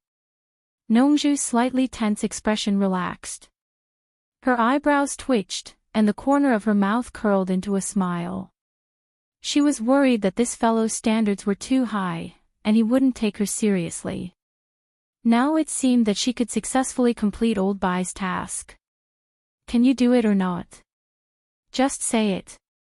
If not, I'll leave, lest you roll your eyes at me. Nongju pretended to put away the thing in her hand. Wait. Ancestor Nanming let out a loud cry and snatched the item from Nongju's hand at lightning speed. Once the thing touched his hand, there was a cold and eerie feeling lingering between his fingers. He couldn't help but put it in front of his eyes to observe. It was dark and crooked. From the cross-section of the fracture, it seemed to have been cut from something. It should be a small part of something. I've never seen this material before. What is it? Nanming Ancestor stared at the thing in his hand and asked. You're asking me. Nongju pointed at herself and curled her lips. How would I know what it is? If you want to ask, you should ask Old Bai. This thing belongs to him. The yin qi on this thing is bone-piercing, and it doesn't dissipate. It doesn't look like it's acquired. It shouldn't be something from the mortal world. Otherwise, there's no way I wouldn't recognize it. Old Ancestor Nanming suddenly raised his head and said, judging from its appearance, it should be a small part cut off from some huge item. Nongju, tell me honestly, where did you get this thing? No wonder you're a grand master of equipment refining. You can tell the truth at a glance. Nongju gave him a thumbs up, then walked to him and put one hand on his shoulder. Nanming Ancestor shook his shoulder abruptly and flung his hand away. He glared at him and shouted, what a scandal it is to have your arms around someone else's shoulder. Nongju looked him up and down and retorted, you are a guy who wears red underpants all year round. How dare you talk about decency with me? If you want to know where this thing came from, hurry up and give me the year. As he spoke, he placed his arm on Ancestor Nanming's shoulder again. This time, Ancestor Nanming did not resist. This commotion was witnessed by the two disciples, causing them to look at each other in surprise. The two of them faintly felt that their master must have had a close relationship with Mr. Nongju in the past. Otherwise, they wouldn't have acted so intimately. Ninth Netherworld Cave, Nongju said softly with a smile. In fact, he didn't have to do this. If he wanted to whisper, he could just send a voice transmission. However, he thought that taking the opportunity to get closer could more or less repair the relationship between the two of them. He especially wanted to let Nanming Old Ancestor's disciples know that his relationship with their master was not ordinary. In the future, when he came, they must not be impolite. Ah! Nanming Ancestor looked at the thing in his hand and shook his head. No wonder, no wonder. Bai Changchun is sitting on a blessed land. Nongju's arm had unknowingly wrapped around his shoulder. The two of them were like good brothers.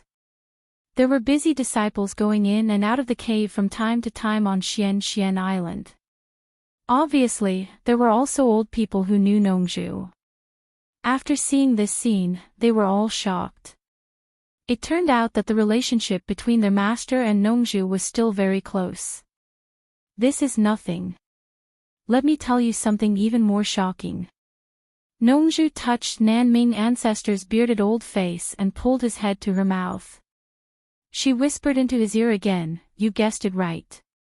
The thing in your hand is indeed not something from the mortal world. It was taken from the Netherworld gate of the 9th Netherworld cave. Do you understand? As she said this, she let go of Nanming Ancestor and patted his broad shoulder heavily. Ah! From the underworld. Nanming Ancestor exclaimed. But before he could finish, he was interrupted by Nongju. What are you shouting for? Are you afraid that others won't know? What Old Bai took out is not something ordinary people can compare with. That's right, that's right. Nanming Ancestor touched the thing in his hand and nodded. Nongju patted his shoulder again and said proudly, how about it?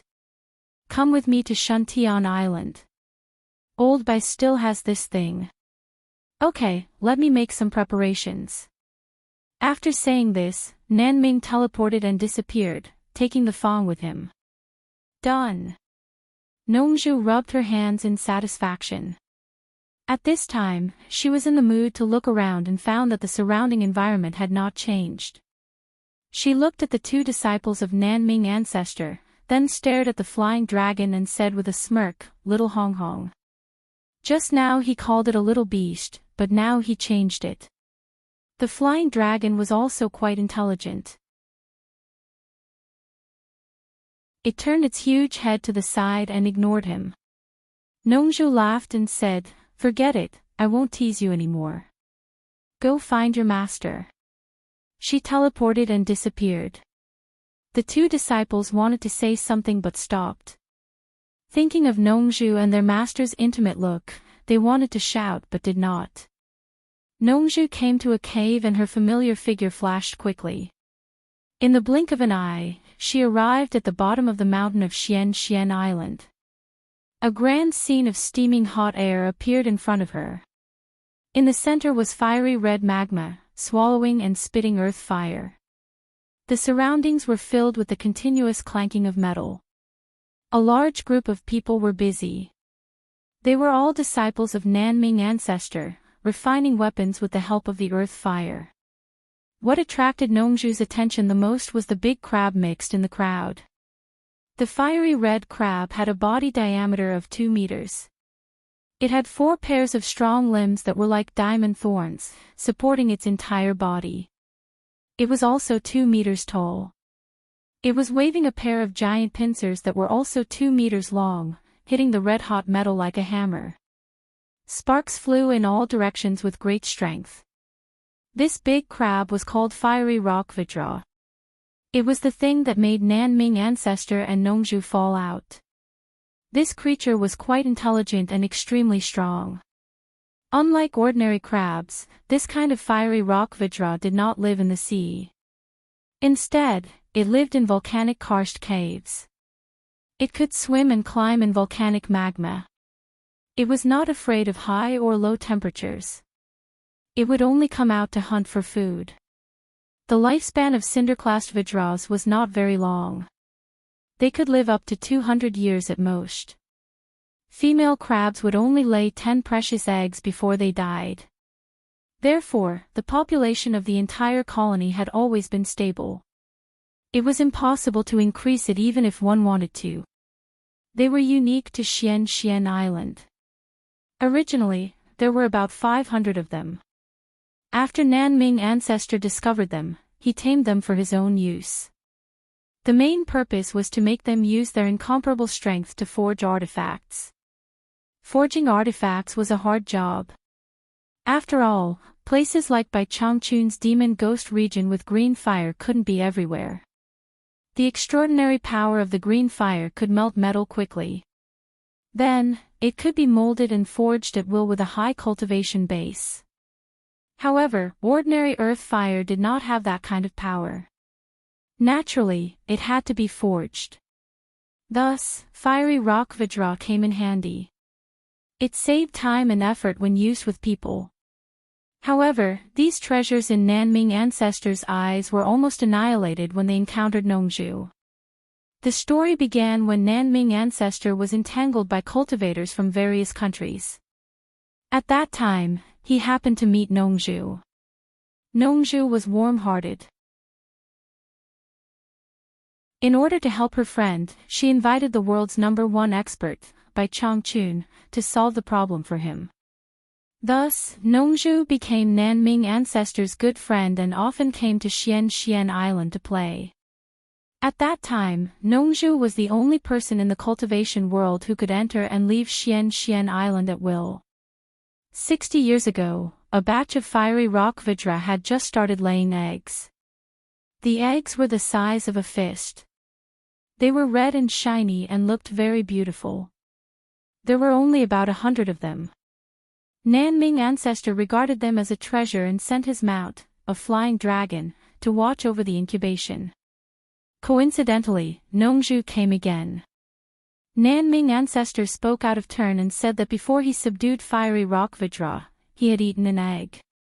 The taste was simply unparalleled in the world. When Nongzhu heard this, she immediately became indignant. She pestered Nanming Ancestor relentlessly and insisted on having a taste. In the end, old ancestor Nanming was forced into a corner. For the sake of his friend, he endured the pain and gave one to him. After Nongzhu ate it, he exclaimed that it was delicious. However, this one made him addicted to it and he could not stop eating it. Later on, no one knew what method he used, but he actually instigated the flying dragon that was guarding the incubation of the crab eggs to steal it. The man and the dragon ate heartily and enjoyed themselves. In reality, Nongzhu only ate about 7 or 8 of them. The main reason was that the eggs were too big. If she ate too much, she would die. However, the flying dragon liked to eat things of the fire attribute.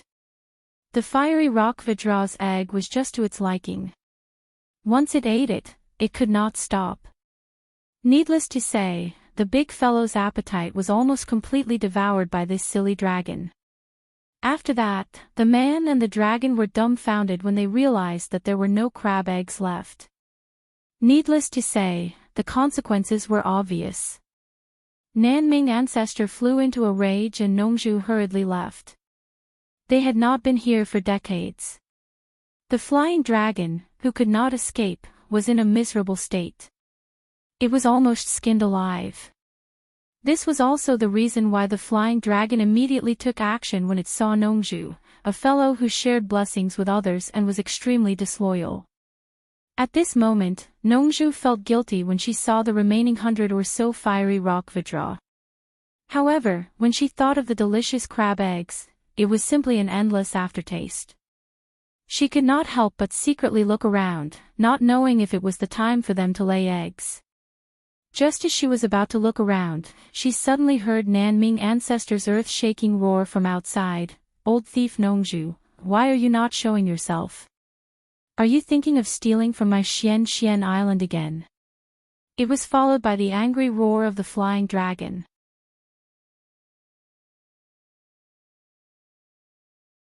Chapter 452.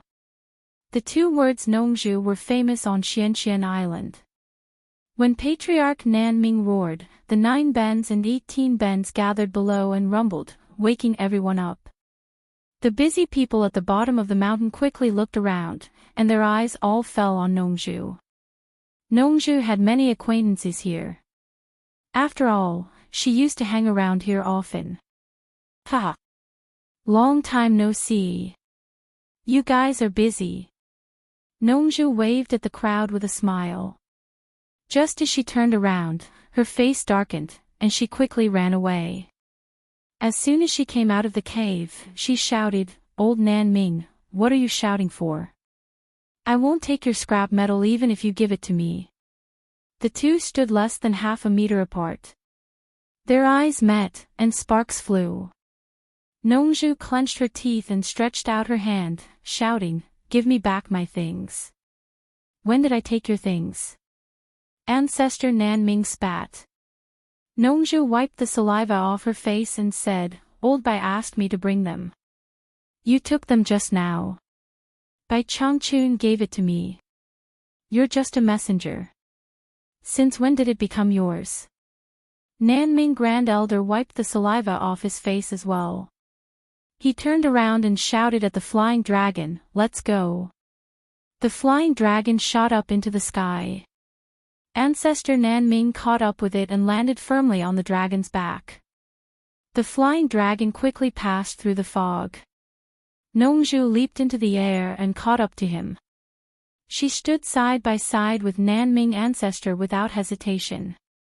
Both of them let out a cold snort at the same time. The flying dragon was extremely fast. In the blink of an eye, it turned into a black dot in the distant sky, crossing the vast demon ghost region. Nongzhu and ancestor Nanming rode on the flying dragon and arrived at the sky above Shantian Island. Bai Changchun's voice rang in the sky. Nanming, my brother, you have graced my Shantian Island with your presence. As he spoke, Bai Changchun's thin and elegant figure appeared outside the big house. An expert came to greet them personally.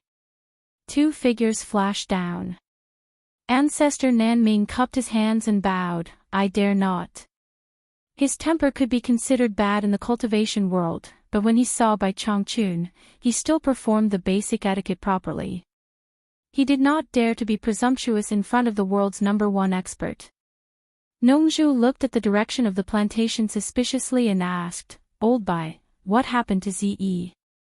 When he was still in the air, he saw Ze baring her fangs and brandishing her claws, jumping like a madman. Bai Changchun ignored him and waved at Nanming ancestor, please come in.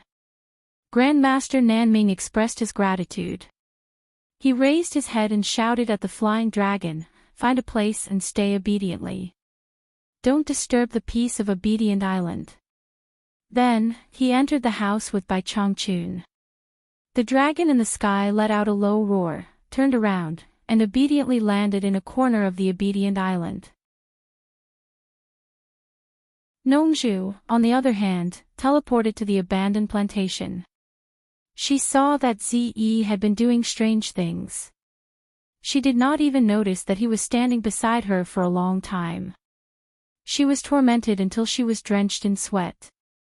Nongzhu was startled and asked, Ze, what are you doing? Ze suddenly stopped. When she turned around and saw it was her master, she immediately burst into tears. She threw herself into Nongzhu's arms and cried her heart out. Nongzhu's heart suddenly tightened. He patted his daughter's shoulder and comforted her. Ze, what's wrong? Did someone bully you? You Qianqiu, he. Ze choked with sobs. Nongzhu's eyes widened and he shouted angrily, You Qianqiu, you son of AB*****, how dare you bully Ze? Get out of here. This shout was no less than a sudden clap of thunder. It immediately provoked Bai Changchun's sonorous rebuke, Nongzhu, what do you want? Although his voice was not as loud as Nongzhu's, the sonorous demon-subduing power hit Nongzhu without missing a single word, shaking people's hearts.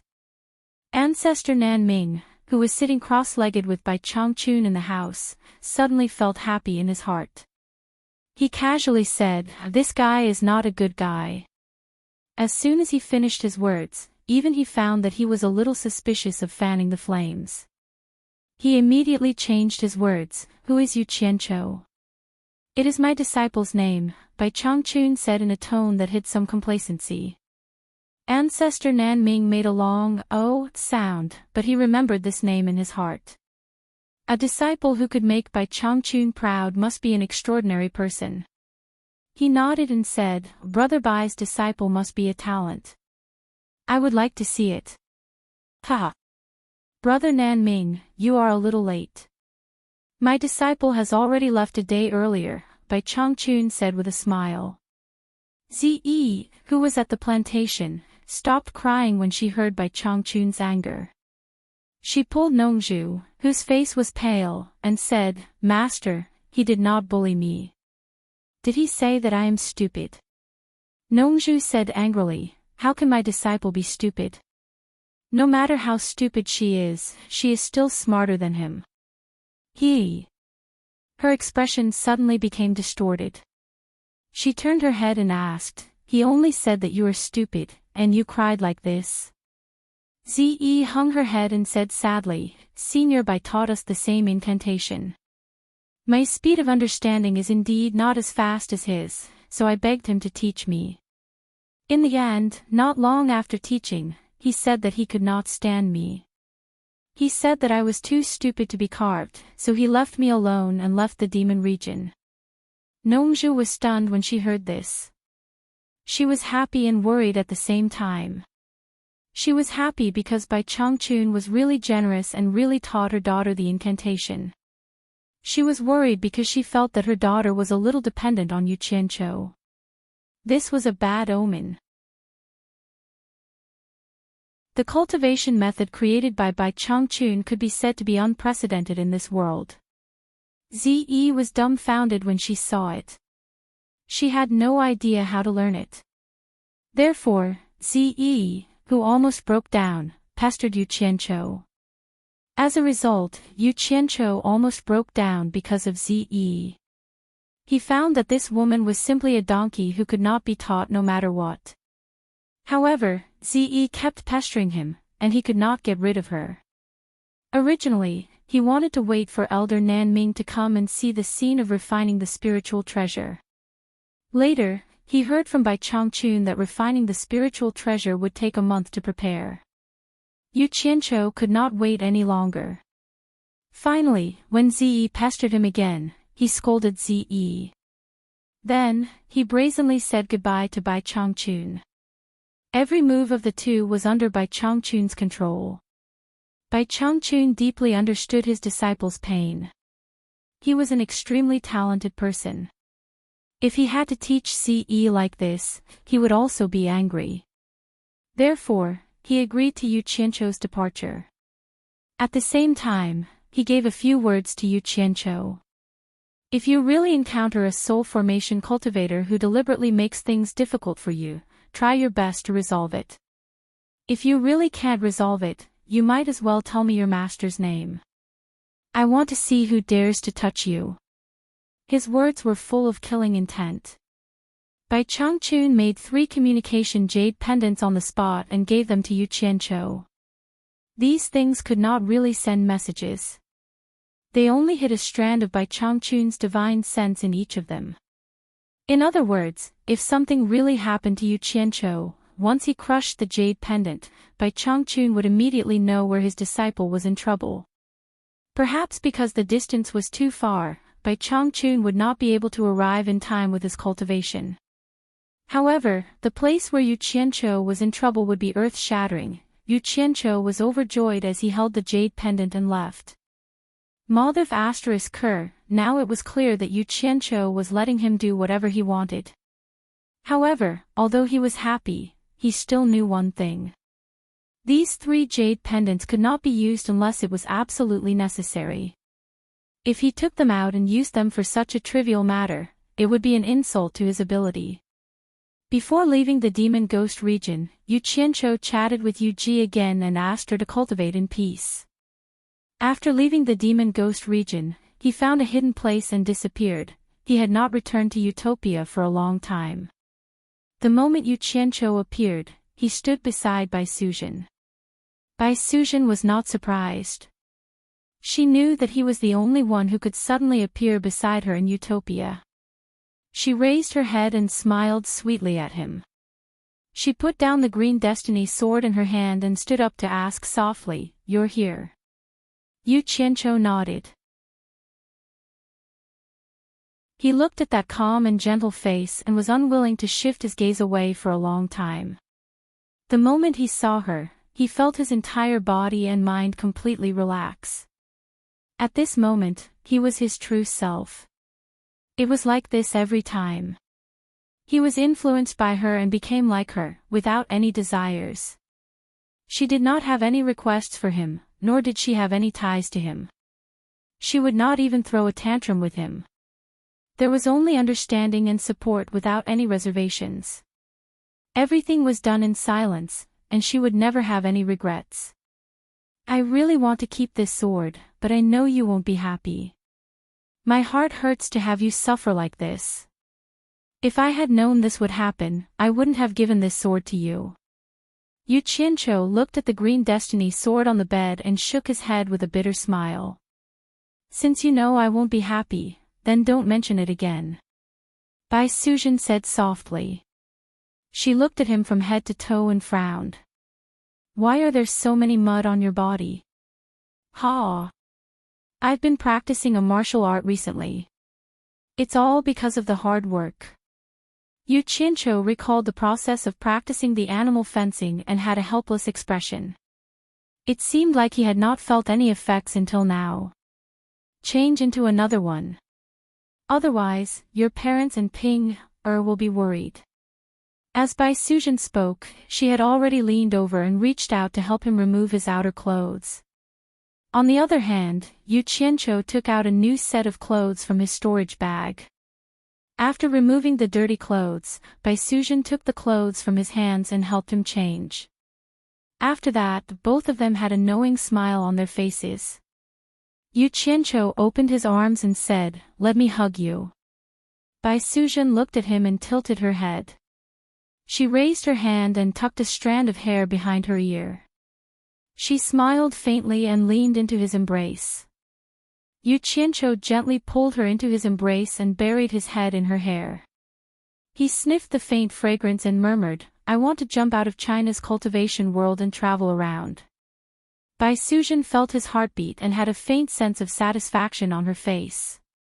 She asked softly, "Do you need me to do anything?" "As long as I can see you every time I come back, I will have endless motivation outside. This is more important than anything you do." Yu Qianqiu turned his head and said with a little enchantment. Bai Suzhen raised her head and said, "I've already helped your parents consume the 7 orifices exquisite pill. It seems to be quite effective. Go and take a look."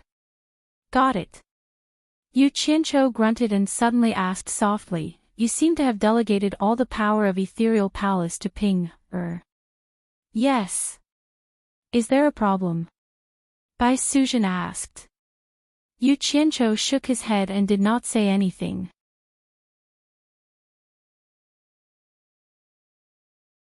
Chapter 453. The two of them walked out of Ethereal Palace side by side. Their temperaments reflected each other, and the palace maids they encountered bowed to them. To them, their leader's status in Utopia was needless to say. As for Sister Bai, who lived in seclusion, be it in terms of temperament or appearance, she was unique in Utopia. Her clothes were as white as snow all year round, and she was as elegant as a snow lotus on an iceberg. Although Sister Bai didn't interfere with anything in Ethereal Palace or Utopia, she controlled the lifeline of the entire Utopia. Everyone's primordial spirits were in her hands. Even Chief Instructor Guan, who controlled the entire Utopia military, would come to greet her from time to time. That respectful attitude was something he didn't have even when he met the current person in charge of Ethereal Palace, Chu Ping. There was also Chief Qin, who was usually sparse. When he saw the gentle Sister Bai, he was also very respectful. Once Sister Bai instructed him to do something, he would definitely not hesitate and would not dare to give her any discount. As such, even though Big Sister Bai was tolerant, the people in Utopia who saw her were all filled with respect and fear. The two of them stood in front of the cliff outside Ethereal Palace for a while and chatted for a while before Bai Suzhen left quietly. Not long after, a stream of light streaked over. Chu Ping put away her flying sword in surprise and landed. She punched Yu Qianqiu's chest and said coquettishly, "Why did you only come back once after so long?" Now, on Chu Pinger's face, the haze of the past could no longer be seen. Instead, it was shrouded in bright and vibrant colors, and the way she spoke was more confident. A faint aura of a superior had begun to appear, and she had the image of a strong woman. Needless to say, she was now the master of hundreds of people in Ethereal Palace. Compared to Ang Kuang-sung's disciple who could be ordered around, her situation was worlds apart. Now that the entire Utopia knew that she was Yu Qianqiu's woman, no one dared to criticize her. She was the only one who could criticize others. She was very busy every day. Yu Qianqiu grabbed her fist and pulled it into his embrace. He said with a naughty smile, "Did you miss me? TSK TSK. Your body has become even more voluptuous." Annoying. Chu Pinger shyly raised her other fist and punched him twice, causing Yu Qianqiu to laugh weirdly and grope her all over. Chu Pinger's face was flushed red. She pushed him away weakly and said, "There's something I need to tell you. Your parents aren't used to living in the Misty Palace, so they moved to Dongguasu's place. I'll accompany you to see them now. There's no need to rush. Let me examine you first." Yu Qianqiu lifted her up forcefully, causing a burst of exclamations. Then, the two of them disappeared. When they reappeared, they were already at the lakeside where the two of them first made love. Then, their clothes fluttered in the wind and water splashed everywhere.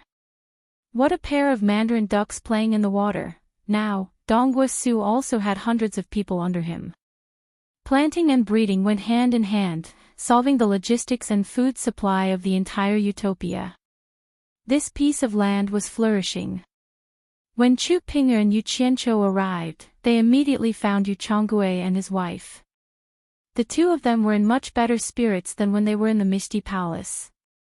After careful observation, Yu Qianqiu realized that ordinary mortals would look lethargic when they were over 50 years old. It was a sign that their bodies were failing. Now that his parents' faces were completely devoid of lethargy, it was clear that the elixir had taken effect. This made Yu Qianqiu feel gratified. It should not be a problem for his parents to live for another 50 years.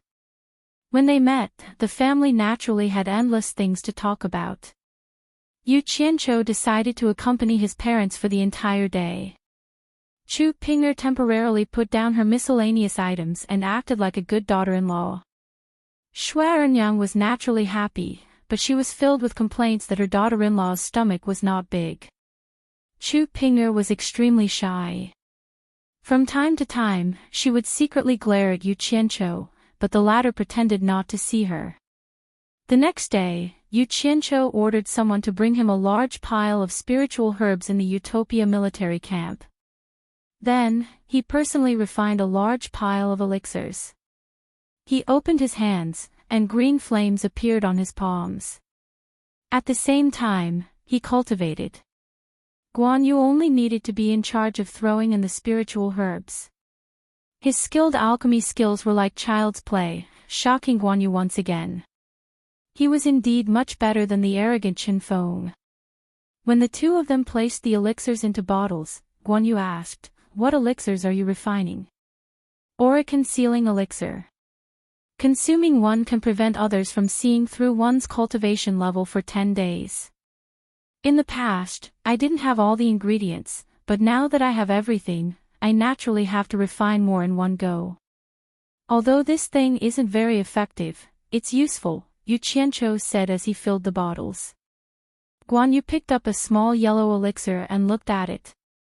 He did not expect such a magical elixir to exist. He asked curiously, "Your body's talent is abnormal. Others can't see through your cultivation level. Who are you giving so many elixirs to?" He guessed that Yu Qianqiu was going to bring another batch of people out. Yu Qianqiu put away the large pile of bottles in front of the two of them. He leaned back in his chair and looked at the pile of yellow elixirs left on the table. He smiled and said, "The Chinese cultivation world is too tense these days. It makes people feel like they don't know where to start. I'm going to go to other countries." Guan Yu was silent for a while and said, "How many people do you need this time?" Yu Qianqiu shook his head and said, "For the time being, there is no need to use a large number of special forces. You just need to focus on training them. When I have a clear understanding of the situation, I will naturally use them. By the way, help me call Hong Qi and the other two over. Their cultivation has already reached the early stage of the tribulation passing stage. It's time for them to go out and gain experience." Guan Yu nodded and went out. Not long after, he brought back 3 guys in ragged clothes covered in blood.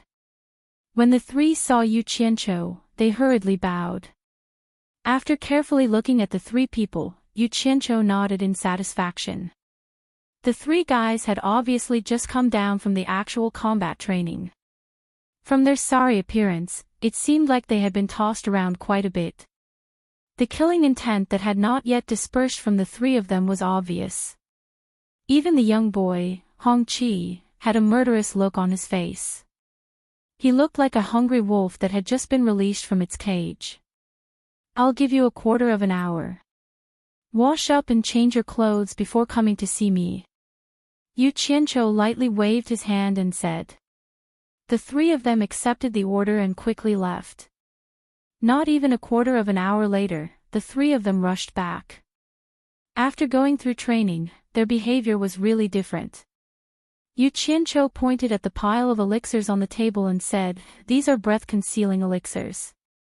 After taking one, no one will be able to tell that you are a cultivator for 10 days.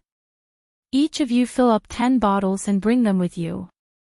They will be useful when you go out. He wants to bring us out. The three of them were stunned. They looked at each other and did not dare to say anything. They quickly filled the bottles according to Yu Qianqiu's instructions. Each bottle could contain about 100 elixirs. 10 bottles would be more than 1,000 elixirs. As Yu Qianqiu looked at them, he said, When you go out this time, Hong-chi and Gu Qingyun will be traveling as itinerant cultivators in China's cultivation world. Remember to change your names so that no one can recognize you. I'll give each of you 30 Special Forces members. Remember to keep a low profile. Otherwise, with your strength, you won't be able to fight those large sections. After the three of them packed the elixirs, Hong-chi asked excitedly, Master, what do we need to do when we go out? Yu Qianqiu rolled his eyes at him and pretended to be angry. Of course, I'm not asking you to go sightseeing. You have a mission this time. I'll give you and Gu Qingyun a year. Each of you has to bring back 100 million superior-grade spirit stones. I don't care if you steal or snatch it. In any case, if you can't complete the mission, I'll punish you severely. Yes. The two of them accepted the order happily. The two of them also knew that Utopia had never let anyone go out to train alone. Such an opportunity was not given to just anyone, and the significance was extraordinary. However, when they thought about how they had to bring back 100 million superior-grade spirit stones each year, they still felt extremely pressured. Master, what should I do? Zhang Ping asked with a loud voice. Yu Qianqiu glanced at the tower-like man and asked, I heard that when you were fighting in the past, you sent out spies to spy on the military. Their disguises are pretty good. I wonder if you know how to do it. This is a meticulous job. I don't know how to do it, but the general has many capable people under him, Zhang Ping replied. The general he was referring to was naturally the National Pillar General, Shi Wenguang. Got it. Yu Qianqiu nodded and looked at the three of them. I'll give you a day to prepare. If you want people, look for Chief Instructor Guan. If you want things, look for Chief Qin. At this time tomorrow, bring your people and things here to meet me. Yes. The three of them cupped their fists excitedly and accepted the order. After the three of them left, Guan Yu frowned and said, Isn't it a little too dangerous to bring back 100 million for each of them?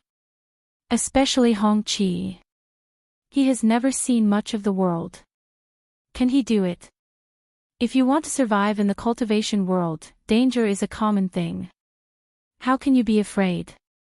I've already created certain conditions for them. If they can't even protect their own lives, then they're just trash. If they die, then so be it. I'll replace them as soon as possible, Yu Qianqiu said faintly and disappeared. Guan Yu was left alone with a frown. He knew that Yu Qianqiu was starting to train people who could stand on their own in the outside world. Hong-chi had finally obtained some free time with great difficulty, and as soon as he left the barracks, he swiftly flew to Dongguosu's side to see his maternal grandparents. The old couple, who were busy at the edge of the farmland, saw someone flying towards them. At first, they thought they had seen the wrong person. When they realized it was their grandson, they were dumbfounded. Their grandson was not even 20 years old. How could he have reached the early stage of the tribulation passing stage?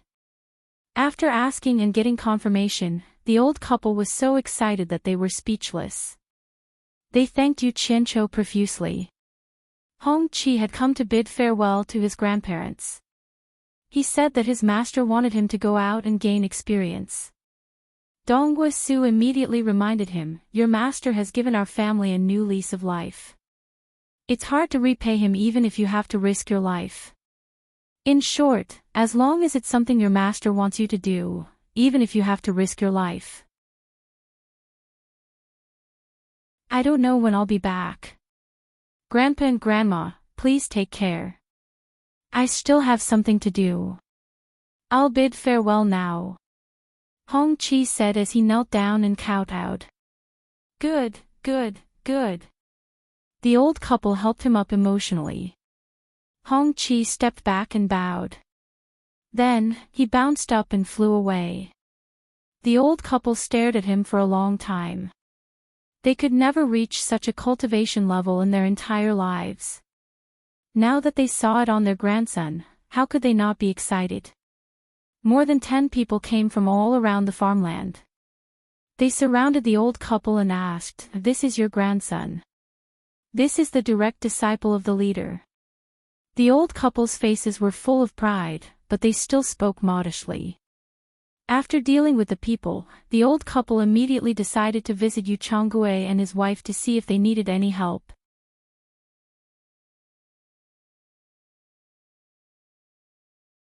Chapter 454. In the backyard of the pillar of the State General's estate, Yu Qianqiu reclined on a wooden armchair, munching on snacks and sipping tea. After waiting for some time, Shi Xiaotian excitedly returned with a few letters and placed them on the table. Yu Qianqiu was going to the Western military camp, so he wanted to deliver a letter to Shi Xiaotian's family. In fact, the Shi family had never stopped sending letters to the Western military camp. However, they didn't dare to write anything too profound. After all, the supervisory department of a country wasn't just a nobody, especially when it came to a general like Shi Wenguang who had a powerful army. Yu Qianqiu finished the last melon seed in his mouth, then clapped his hands and took out a jade archive.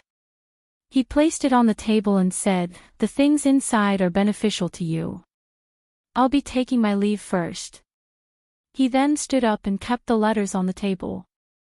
Shi Xiaotian smiled bitterly and said, "Boss, if you have nothing to do, come often." Unfortunately, his boss was nowhere to be seen.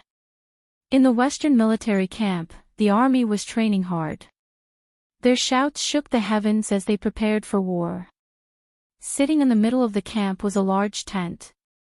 Loud laughter could be heard, and the atmosphere was very lively. Shi Wenguang sat behind his desk, toasting with the 4 sword-bearing cultivators who sat on either side of him. The topic of their conversation was none other than Yu Qianqiu. Several guards in the tent were also listening attentively.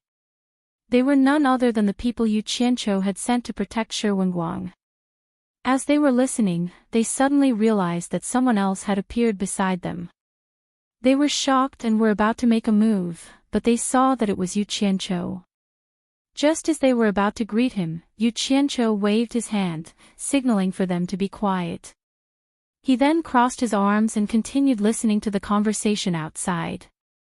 Outside the tent, Shi Wenguang held a cup in his left hand and made an inviting gesture with his right.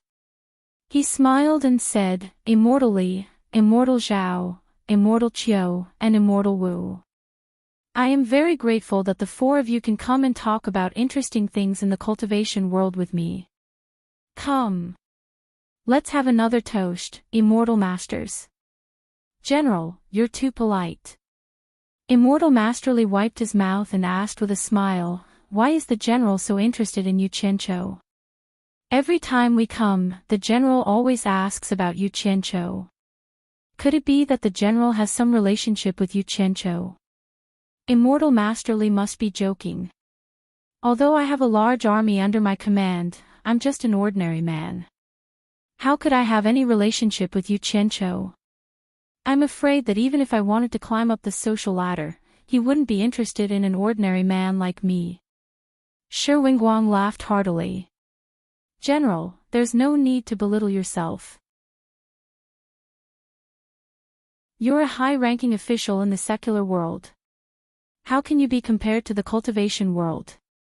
Not to mention the fact that Yu Qianqiu is a general. Even if we wanted to curry favor with him, I'm afraid he wouldn't even look us in the eye. Immortal Master Wu shook his head and sighed. Shi Wenguang waved his hand and said, Immortal Master Wu must be joking. You 4 immortal masters are experts who can fly in the sky and travel through the earth. Anyone would look favorably upon you. If I were to guess, you immortal masters are just unwilling to get involved in the struggles of the cultivation world.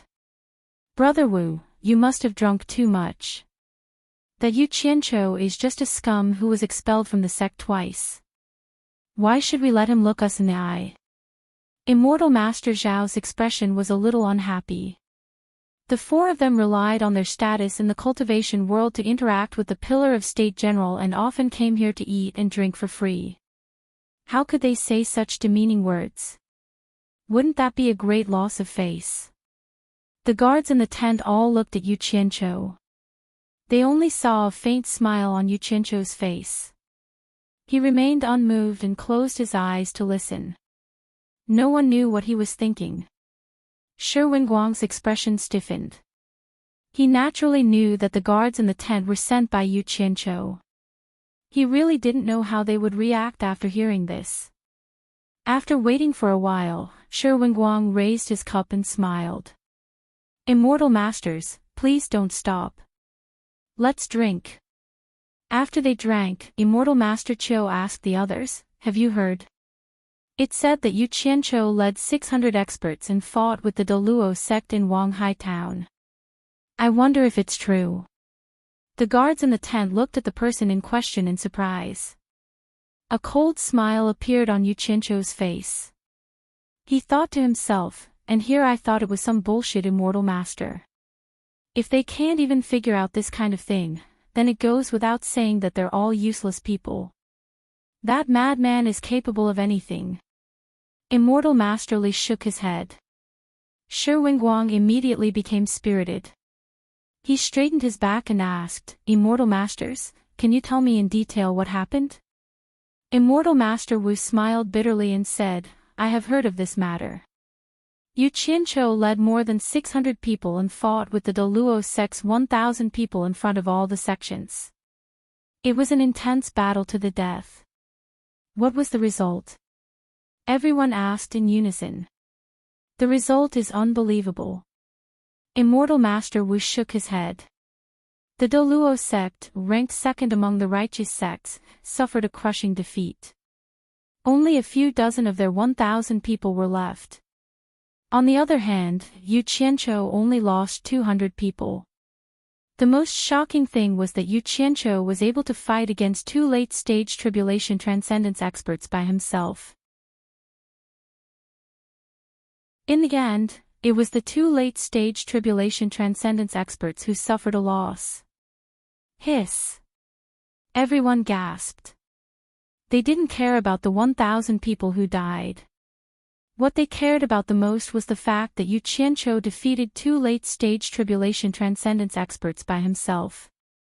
For them, late-stage tribulation transcendence experts were the pinnacle of experts. Immortal Master Zhao, who previously ridiculed Yu Qianqiu, twitched and asked, Brother Wu, is this news fake? It can't be fake. I heard it personally from a disciple of the Deluo sect. He wouldn't fabricate a scandal about our sect. Immortal Master Wu said with a breath that reeked of alcohol. The scene immediately became silent. Shi Wenguang's eyes flickered with excitement. Yu Qianqiu didn't lie to him. Since he had the ability to fight against the Deluo sect, it was only a matter of time before something big happened. He immediately raised his cup and said, Immortal Masters, please. Then he drank the cup to show his respect. Immortal Master Zhao clearly felt that he had lost face. After putting down his cup, he snorted and said, I think this news is probably fake. Think about it. I heard that Yu Qianqiu is only at the nascent soul stage. How could he defeat two late-stage tribulation transcendence experts from the Doluo sect by himself? Everyone looked at each other. After all, they hadn't seen it with their own eyes, so it was hard to say. Even if they said it was fake, they had heard many people talking about it. If they said it was true, it was indeed unimaginable. What if it's true? Someone in the tent suddenly laughed. Shi Wenguang was slightly surprised. This person's voice was too familiar. Sure enough, Yu Qianqiu lifted the curtain and slowly walked out. He secretly gave Shi Wenguang, who was about to speak, a look to indicate that he should not speak. He stood beside Shi Wenguang and cupped his hands towards the people below. I am a cousin of the great general. I heard Immortal Masters talking about it and couldn't help but come out to join in the fun. I hope Immortal Masters won't mind. As he spoke, he looked at the people around him. They were only at the Foundation establishment stage, yet they dared to come to his territory and pretend to be experts. They simply didn't know what was good for them. The four people looked at Shi Wenguang in confusion. The latter nodded and said with a smile, Immortal Masters, please don't be suspicious. He is indeed my cousin. Hearing this, the people around him relaxed. What? The great general's cousin is also interested in the matters of the cultivation world. Immortal Master Zhao shook his head and said, then let me test you. Do you know how many sects there are in the cultivation world? How many righteous sects and how many demonic sects? There should be at least a few hundred. Yu Qianqiu said after thinking for a moment. He discovered that up until now, he really couldn't figure out how many sects there were in the cultivation world. Yes. Immortal Master Zhao shook his head. He was very dissatisfied with his vague answer. He then asked, then do you know how many loose cultivators there are in the cultivation world? The other three Immortal Masters also looked at Yu Qianqiu with smiles.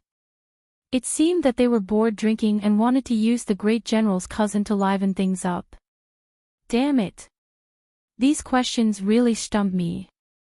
Yu Qianqiu frowned and said, nowadays, there aren't many loose cultivators in the cultivation world who are presentable.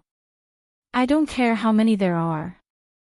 As soon as he said this, the four Immortal Masters' expressions immediately changed.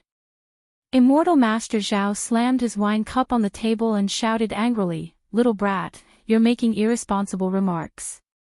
If it wasn't for the great general's face, I'd definitely teach you a lesson today.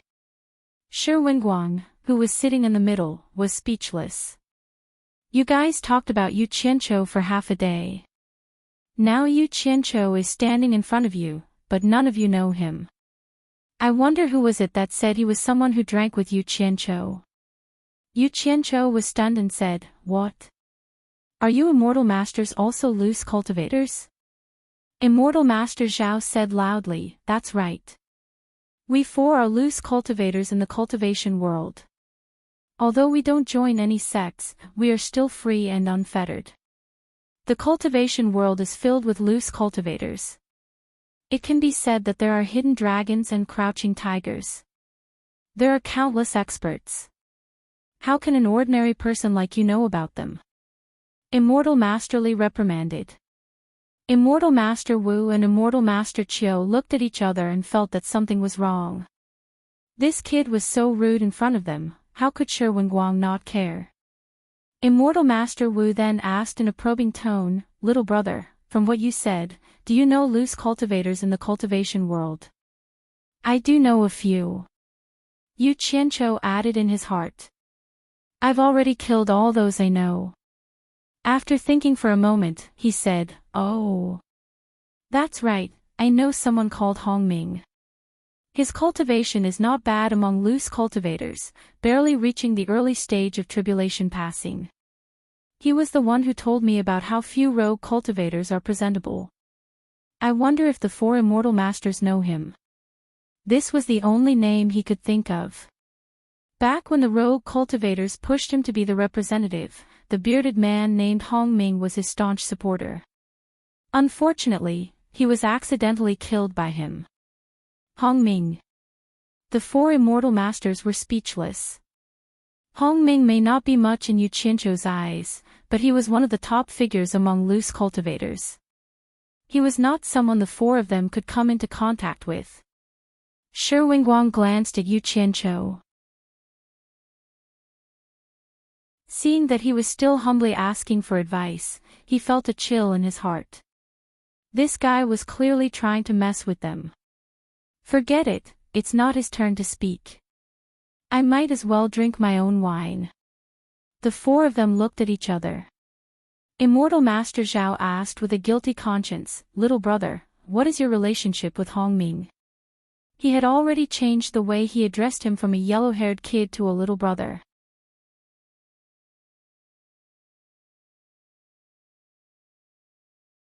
Chapter 455. Yu Qianqiu waved his hand and said nonchalantly, "It's nothing much, we just played together for a while."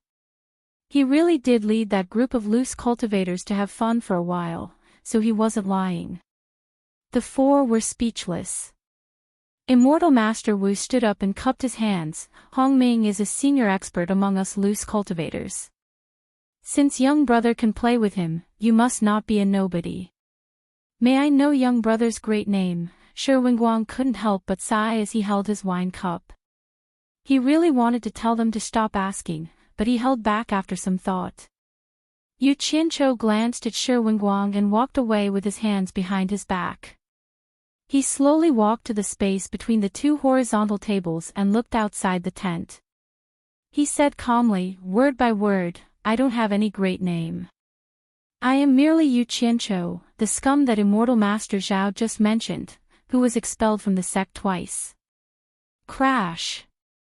The wine cup that Immortal Master Zhao had just picked up fell on the table and rolled to the ground. He didn't notice the wine spilling all over his body as he stared with wide eyes at the young man standing proudly in front of him with his hands behind his back. Silence.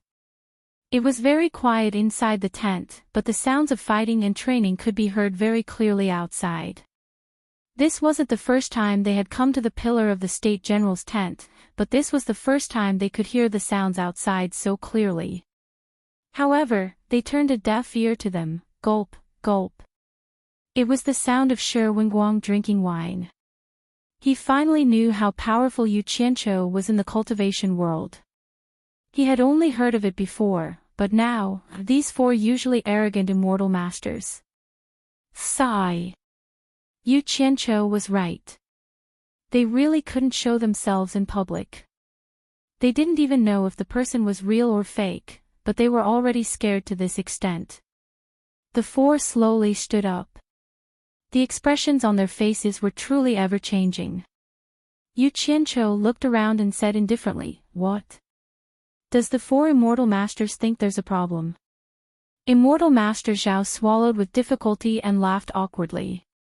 "Ha! Little brother, are you joking? You are just an ordinary man, while Yu Qianqiu is an expert in the cultivation world. How can you two be lumped together?" His laughter sounded worse than crying, as if someone was strangling him. "Yu Qianqiu is an expert in the cultivation world." Yu Qianqiu turned his head to stare at him and asked, "Immortal Master Zhao, isn't that wrong? I just heard you say that Yu Qianqiu is just a scum who was expelled from the sect twice. How did he become an expert now? Could it be that my hearing is bad? Did I hear wrongly?" These words struck at the heart. Immortal Master Zhao laughed and said, "Little brother really likes to joke. Great General, your cousin likes to joke around." The last sentence was directed at Shi Wenguang, but he saw that Shi Wenguang was engrossed in drinking, and his attitude was unclear. This time, the four of them clearly felt that something was wrong. Every time they came, this great general was always respectful to them. How could such a situation occur? The heavy atmosphere caused by not knowing the truth made it hard for the four of them to breathe. A trace of ruthlessness flashed across Immortal Master Li's face, and he suddenly shouted, "This wine is boring, I don't want to drink anymore. Great General, I'll take my leave." He cupped his hands and was about to leave, but just as he took a few steps away from the table, he heard someone behind him say indifferently, "You have guts. You dare to behave atrociously in front of me.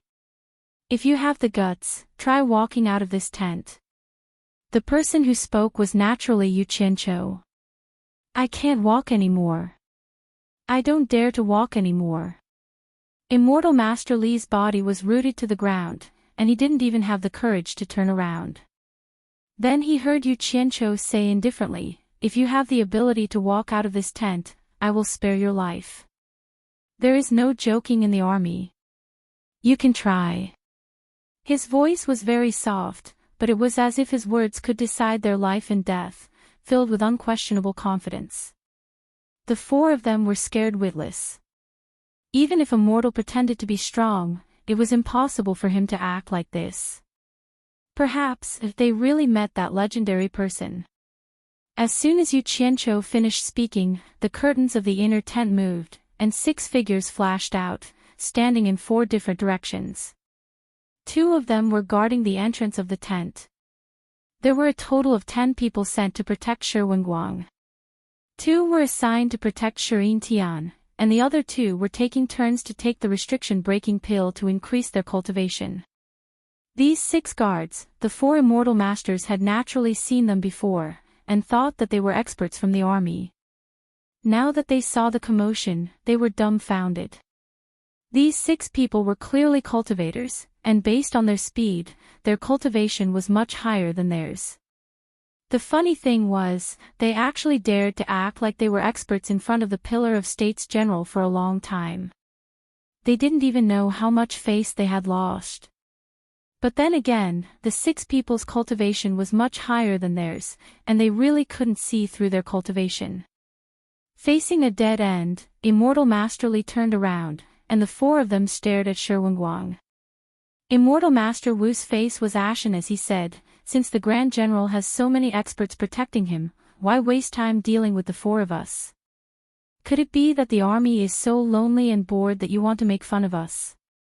Isn't the Grand General a bit too much?"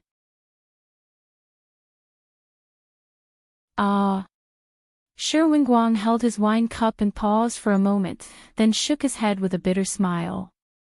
He didn't know how to explain, not to mention that the right to decide was not in his hands. Immortal Master Wu turned around and gritted his teeth, "I don't care who you are, and I don't care if you are Yu Qianqiu. The 4 of us know that we can't escape from your palm, so what do you want to do with us? I'll say it again, as long as you can get out of this tent, I will spare his life." Yu Qianqiu glanced at him, then turned to look at Shi Wenguang and sneered, "The Grand General is so carefree, but aren't you being too concerned about some things?" The 4 immortal masters' faces were ashen, none of them had the guts to rush out. "Mister, please don't misunderstand." Shi Wenguang quickly stood up and cupped his hands in apology, "It's not that I want to pry into Mister's privacy, but the army has been on standby for a long period of time. The longer we wait, the more tired our morale will be. Asking for information about Mister is because I want to be prepared. I can't wait any longer, after all, time waits for no man. I'm worried that when the day comes, I won't be able to command the army." Yu Qianqiu frowned, Shi Wenguang's words were indeed a problem. With Shirin Tian's experience and ability, he wouldn't be able to command the entire army. The 4 immortal masters also heard some clues and were aghast. This Yu Qianqiu's ambition was not small, he actually wanted to rebel. Wouldn't that mean that sooner or later, he would have to fight with the supporting immortal island for the world, the matters of the cultivation world? The Grand General doesn't need to worry about it in the future. Just focus on your own matters. Yu Qianqiu said expressionlessly. "Mister is right." Shi Wenguang's voice was heavy. Because of this moment of carelessness, his entire family fell into the enemy's hands. Even if they wanted to resist, they didn't have the strength to do so. As for the problem that the Grand General is worried about, to me, it's not a problem at all. Yu Qianqiu looked at him and smiled, "If I extend your lifespan for another 10 years, I'm sure the Grand General won't have any misgivings, right?" "Mister, you mean?" Shi Wenguang was pleasantly surprised, he even suspected that he had heard wrongly. Yu Qianqiu didn't rush to reply, instead, he turned to the four so-called immortal masters and asked, "Do any of you know about the 7 orifices exquisite pill?" The four people looked at each other, thinking about the name of the pill in their minds. Suddenly, Immortal Master Zhao revealed a look of realization. With the thought of redeeming himself, he said, "Mister, I remember now. I've heard people say that the 7 orifices exquisite pill is a miraculous pill. It is said that a mortal can extend their lifespan by 50 years, and a cultivator can extend their lifespan by 150 years. Mister, I wonder if I'm right. I didn't expect you to have some knowledge." Yu Qianqiu smiled and nodded. "Mister is flattering me." Immortal Master Zhao smiled from ear to ear, his face full of flattery. However, after hearing what Yu Qianqiu said, he couldn't smile anymore. "If that's the case, then I'll give you a quick death," Yu Qianqiu said indifferently, then made a "kill without mercy" gesture to the 6 guards. The guards were shocked, but they didn't even have the chance to scream before their heads were separated from their bodies. Their blood spurted high into the air, dyeing the ground red as they fell to the ground with a crash. Yu Qianqiu said indifferently, "In the future, if you see such swindlers again, for the sake of the great general's safety, kill without mercy." "Yes." The 6 people bowed and accepted the order. Yu Qianqiu waved his hand and said, "Pack up, all of you can leave for the time being." Without another word, the 6 people quickly carried the beheaded corpse out.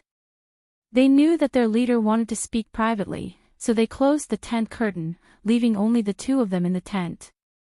Shi Wenguang was so shocked that he couldn't speak.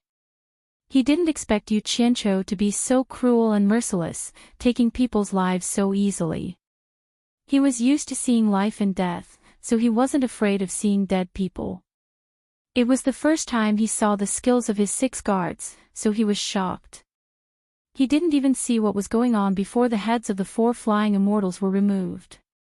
Thinking about how there were always 6 powerful people around him who didn't share the same thoughts as him, he felt like he was sitting on pins and needles.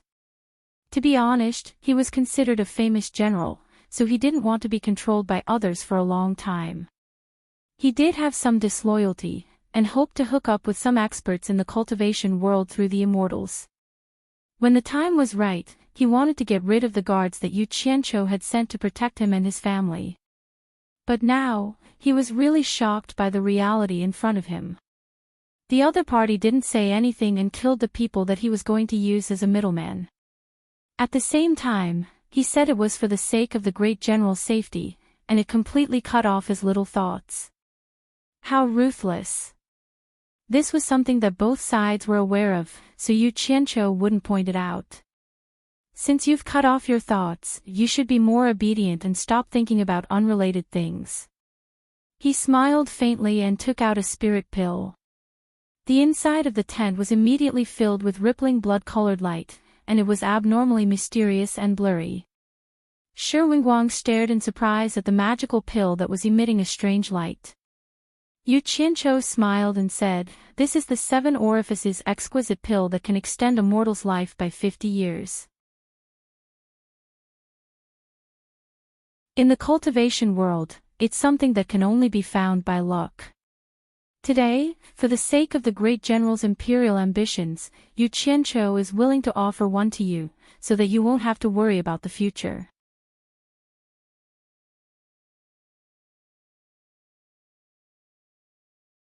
Chapter 456. Although his words were pleasant, Shi Wenguang looked at the panacea before him in a daze. There was also a hint of desolation in his eyes.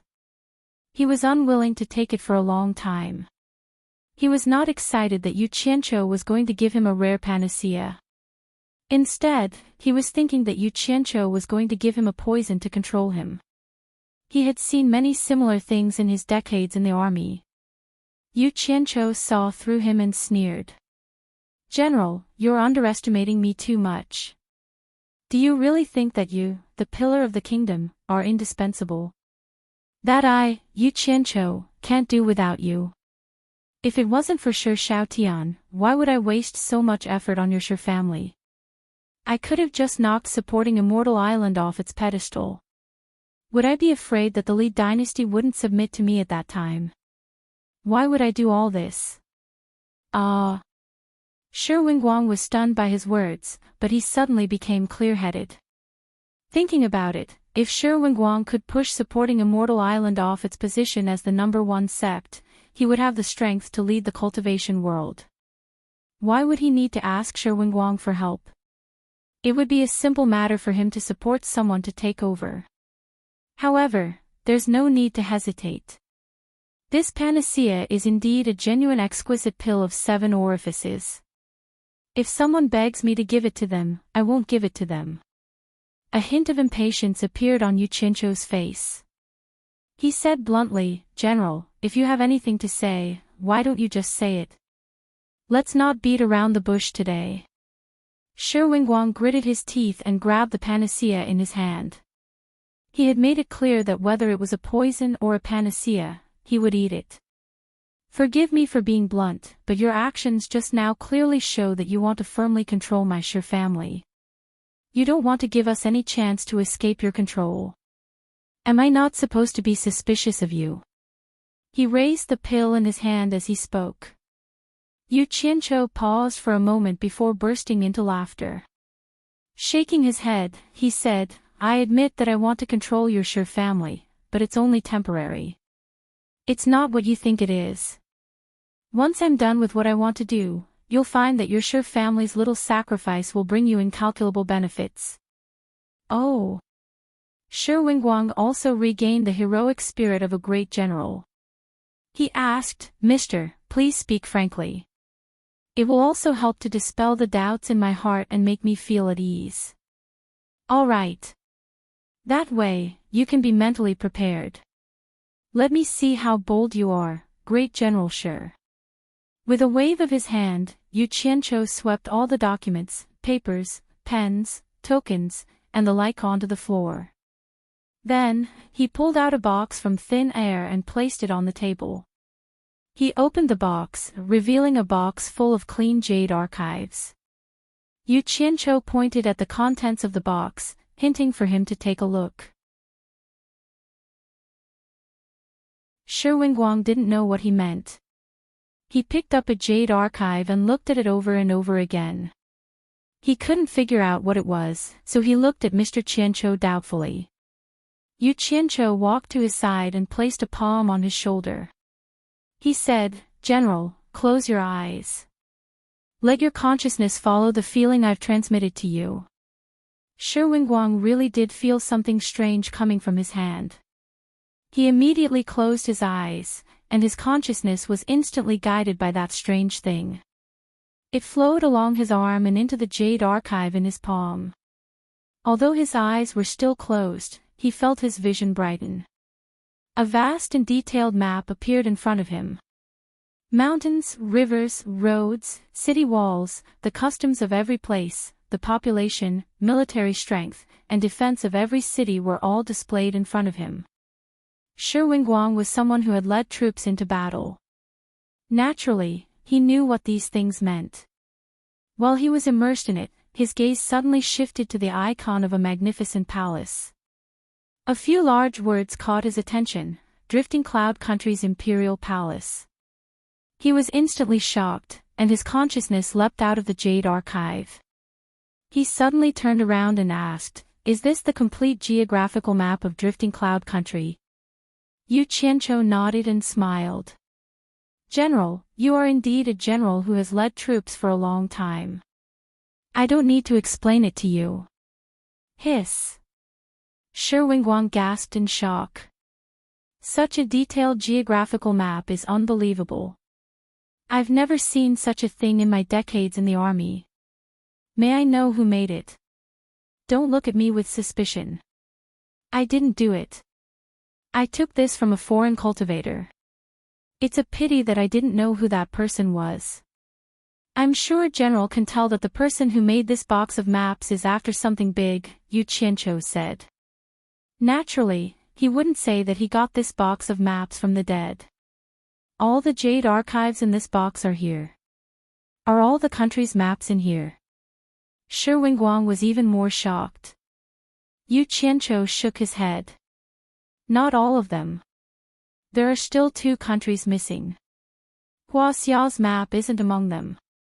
There's one more country, but I can't tell which one I missed. There are so many that I'm getting dizzy. But without a doubt, this missing country is the creator of these maps.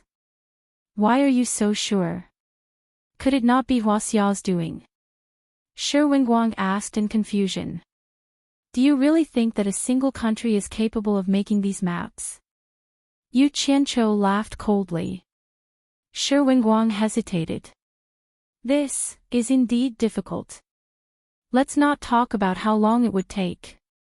Other countries wouldn't allow a foreign country to investigate their country's terrain. Moreover, even the deployment of troops is marked in detail. It's very difficult. That's why I said that only cultivators have the ability to do this. When it comes to the cultivation world, you don't know it as well as I do.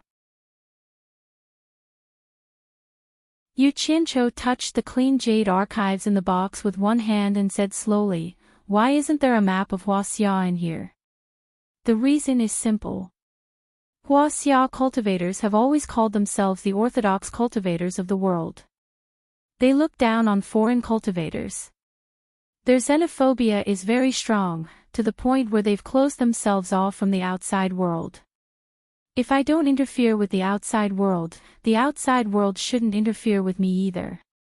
Otherwise, I won't be polite. It's almost impossible for foreign cultivators to spend a lot of time drawing maps in Huaxia without being discovered. This should be the reason why there isn't a map of Huaxia.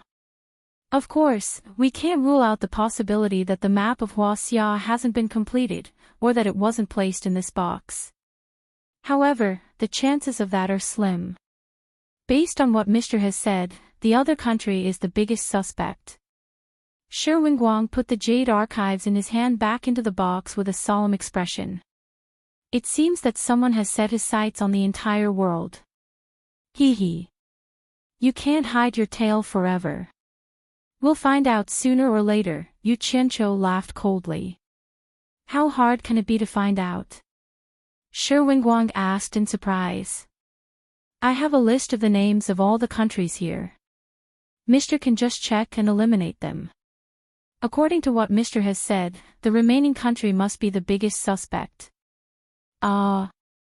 Yu Qianqiu was stunned. Is that so? Then give me a copy.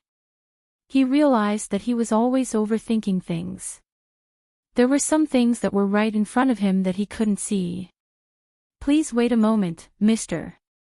Shi Wenguang turned around and went into the inner tent. Not long after, he returned with a leather scroll and handed it to Yu Qianqiu. Regardless of size, the names of all 318 countries are all in here. Yu Qianqiu took the scroll, opened it, and nodded. He closed the box on the table and tossed it all into his storage pouch. Having him do such a meticulous job would give him a toothache. It was better to find someone more attentive. He then asked, What are your thoughts after reading this, General? Shi Wenguang's eyes narrowed. He slowly said, I don't understand what Mr. means. You've guessed it even if you don't understand, right? Yu Qianqiu clasped his hands behind his back and paced back and forth in front of him, saying, In the past, my thoughts were also limited to the Huaxia Empire. Ever since I saw this thing, it can be said that the clouds have been pushed aside to see the clear sky.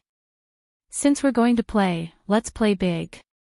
As he said this, he leaned in front of Shi Wenguang and asked, General, do you have the courage to lead an army of millions and conquer the entire world? The tent quieted down again. The roars of battle and training outside suddenly made one's blood boil. After a long silence, Shi Wenguang shook his head. Mister, you're flattering me. How could I dare to conquer the entire world? I can't take on this responsibility. General, you've spent half your life on the battlefield. You've earned your reputation on the back of a horse. Everyone in the Xia Empire knows about you. Yu Qianqiu patiently guided him. If you can make it bigger, let the entire world know about you. At that time, the general will be the world's #1 general.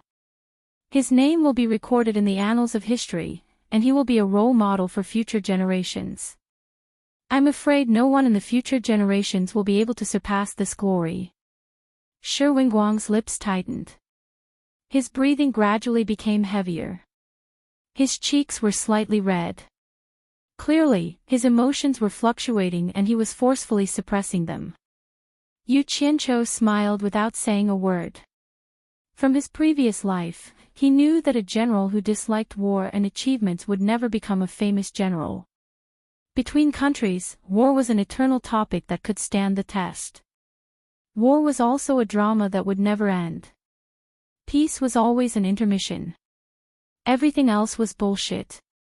A powerful country would always be actively preparing for a war that could happen at any time. War belonged to generals who showed off their abilities. Those generals were also the most dazzling records in the annals of history. Yu Qianqiu believed that General Shi would be very interested. The world is big. There are countless brave generals who are good at war. Moreover, every country is guarded by people from the cultivation world.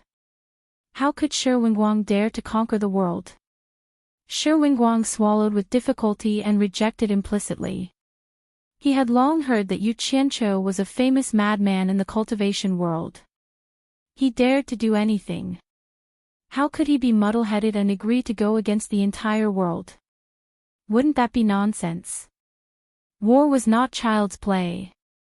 If I can conquer the entire cultivation world and solve the worries of the general, do you dare? Yu Qianqiu smiled faintly. This guy had obviously taken out the most tempting thing and was constantly seducing her. Shi Wenguang smiled bitterly. Sir, why are you so sure that I have the ability to conquer the entire world? Because an unprecedented great man once wrote a poem to praise you. That's why I'm full of confidence in you, Yu Qianqiu said solemnly. Shi Wenguang was stunned. He asked, which great man wrote a poem to praise me? Why don't I know? What poem? That great man can only be admired in your heart. Don't talk about him. As for that poem, I can read it to you. Yu Qianqiu pressed his hand on the table and lightly tapped the rhythm. He recited, the mountains are high and the roads are deep. The great army gallops unhindered. Only I, General Shi, dare to attack.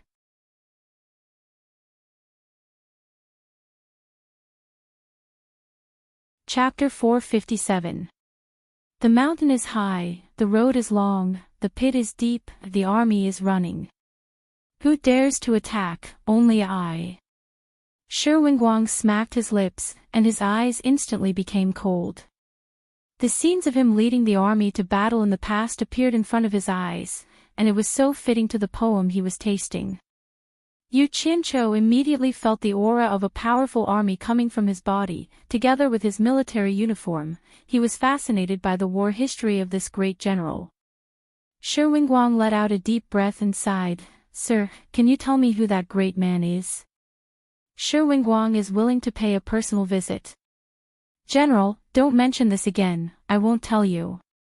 Think about what I said. Yu Qianqiu said awkwardly. He thought to himself, even I can only be fascinated by Chairman Mao. Even if I tell you, you won't be able to meet him. Do I have a choice? Shi Wenguang looked at Yu Qianqiu and smiled bitterly. Yes, of course you have a choice. Yu Qianqiu said obediently, I never force people to do things they don't like. Shi Wenguang shook his head slightly, you even told me about this. It's the same as cutting off all my escape routes. If I don't agree with your ruthless killing intent, it's impossible for you to let me go.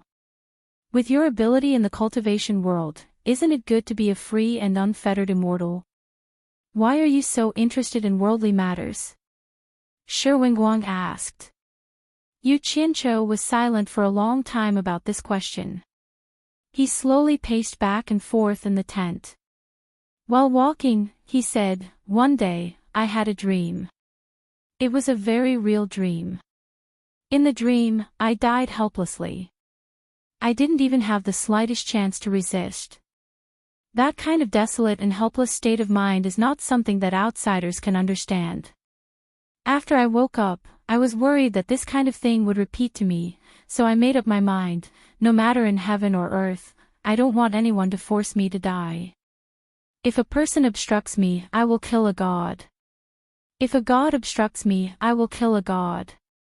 I don't want to have any shackles anymore, I want to live a truly free and unfettered life." Ah. Mr. is indeed an extraordinary person. You've awakened from your dream and made up your mind. Shi Wenguang was speechless. A madman really was a madman. Just because of a dream, he actually wanted to mobilize troops to conquer the world. After a pause, he asked with some doubts, "If you can stand out in the cultivation world, what you are worried about will not happen. How can the secular people force you?" Yu Qianqiu stopped in his tracks. He suddenly turned around and said word by word, "I still have my family in the secular world. I won't allow anyone in this world to force my family to die. No one." The determination in his words could not be doubted. When Shi Wenguang heard this, he suddenly felt a chill run down his spine. Startled, he said perfunctorily, "Mr. really values friendship and righteousness." "General Shi, I'm not joking with you." Yu Qianqiu walked in front of him and said indifferently, "I can do my best to help you conquer the world, but the price your Shi clan has to pay is to ensure my Yu clan's prosperity and safety for 10 lifetimes. After that, we don't owe each other anything. This is my goal. You don't need to have any doubts." As he said this, he pointed to the spirit pill in his hand and said, "The spirit pill in your hand is a treasure that everyone in the cultivation world dreams of. It is even more impossible for mortals to have the chance to obtain it. I will use this spirit pill to extend your life by at least 50 years in exchange for your Shi clan's promise to ensure my Yu clan's prosperity and safety for 10 lifetimes. This request is not too much, is it?" Shi Wenguang quickly calculated in his heart. 1 world in exchange for 10 lifetimes of prosperity and safety for his Yu clan. This deal was definitely worth it. His eyes immediately lit up. "Mister, are you serious? Does General think that we are talking about a child's game?" Yu Qianqiu said expressionlessly. "Since that is the case, do you dare to make an oath with me?" Shi Wenguang raised a large, calloused palm. Yu Qianqiu looked at him and smiled. It seemed that this guy also knew that cultivators could not casually make oaths. He actually wanted to use this to restrain himself. He nodded and said, "Why not? However, I have to say something unpleasant first. Before you seize the world, you must listen to my arrangements." Shi Wenguang said without hesitation, "Of course. Although I have millions of lions under me, I am only content with a small area. It is difficult for me to take care of the whole situation. Mister, on the other hand, must have a plan in mind. You will definitely make proper arrangements." Shi Wenguang absolutely believes in Mister's ability. "That is great. Only the general understands me." Yu Qianqiu waved his palm and slapped his palm. Their 10 fingers intersected and clasped together. Shi Wenguang said in a deep voice, "If Mister can help my Shi clan control the world's divine weapon, my Shi clan will ensure the Yu clan's prosperity and safety for 10 lifetimes. If I go against this oath, my Shi clan will not have a good ending. I, Yu Qianqiu, will help the Shi clan to ascend to the top of the world in exchange for 10 lifetimes of prosperity and safety for the Yu clan's descendants. If I go against this oath, I will be punished by the heavens." Yu Qianqiu said with a faint smile, "Is General at ease now?" After the two of them let go of each other, Shi Wenguang stuffed the spirit pill in his other hand into his mouth and swallowed it without saying a word. He used his actions to show that he no longer had any doubts. Then, he laughed out loud and said, "Servants, serve wine and dishes." Yu Qianqiu wanted to help him completely stimulate the medicinal effects of the spirit pill, but he was interrupted. He thought about it and gave up on this idea. He muttered to himself, "Going too far is as bad as falling short." After waiting for a while, there was no response from outside. The two of them looked at each other and were stunned. They walked to the door and lifted the curtain together. They saw that everyone within 30 meters outside had retreated completely. Shi Wenguang smiled bitterly and said, "Mr. Subordinates are indeed well trained." As soon as he said this, Yu Qianqiu immediately understood. His subordinates knew that he wanted to say something private and was afraid that it would be heard by outsiders. Even the guards in the vicinity had been cleared away. How efficient.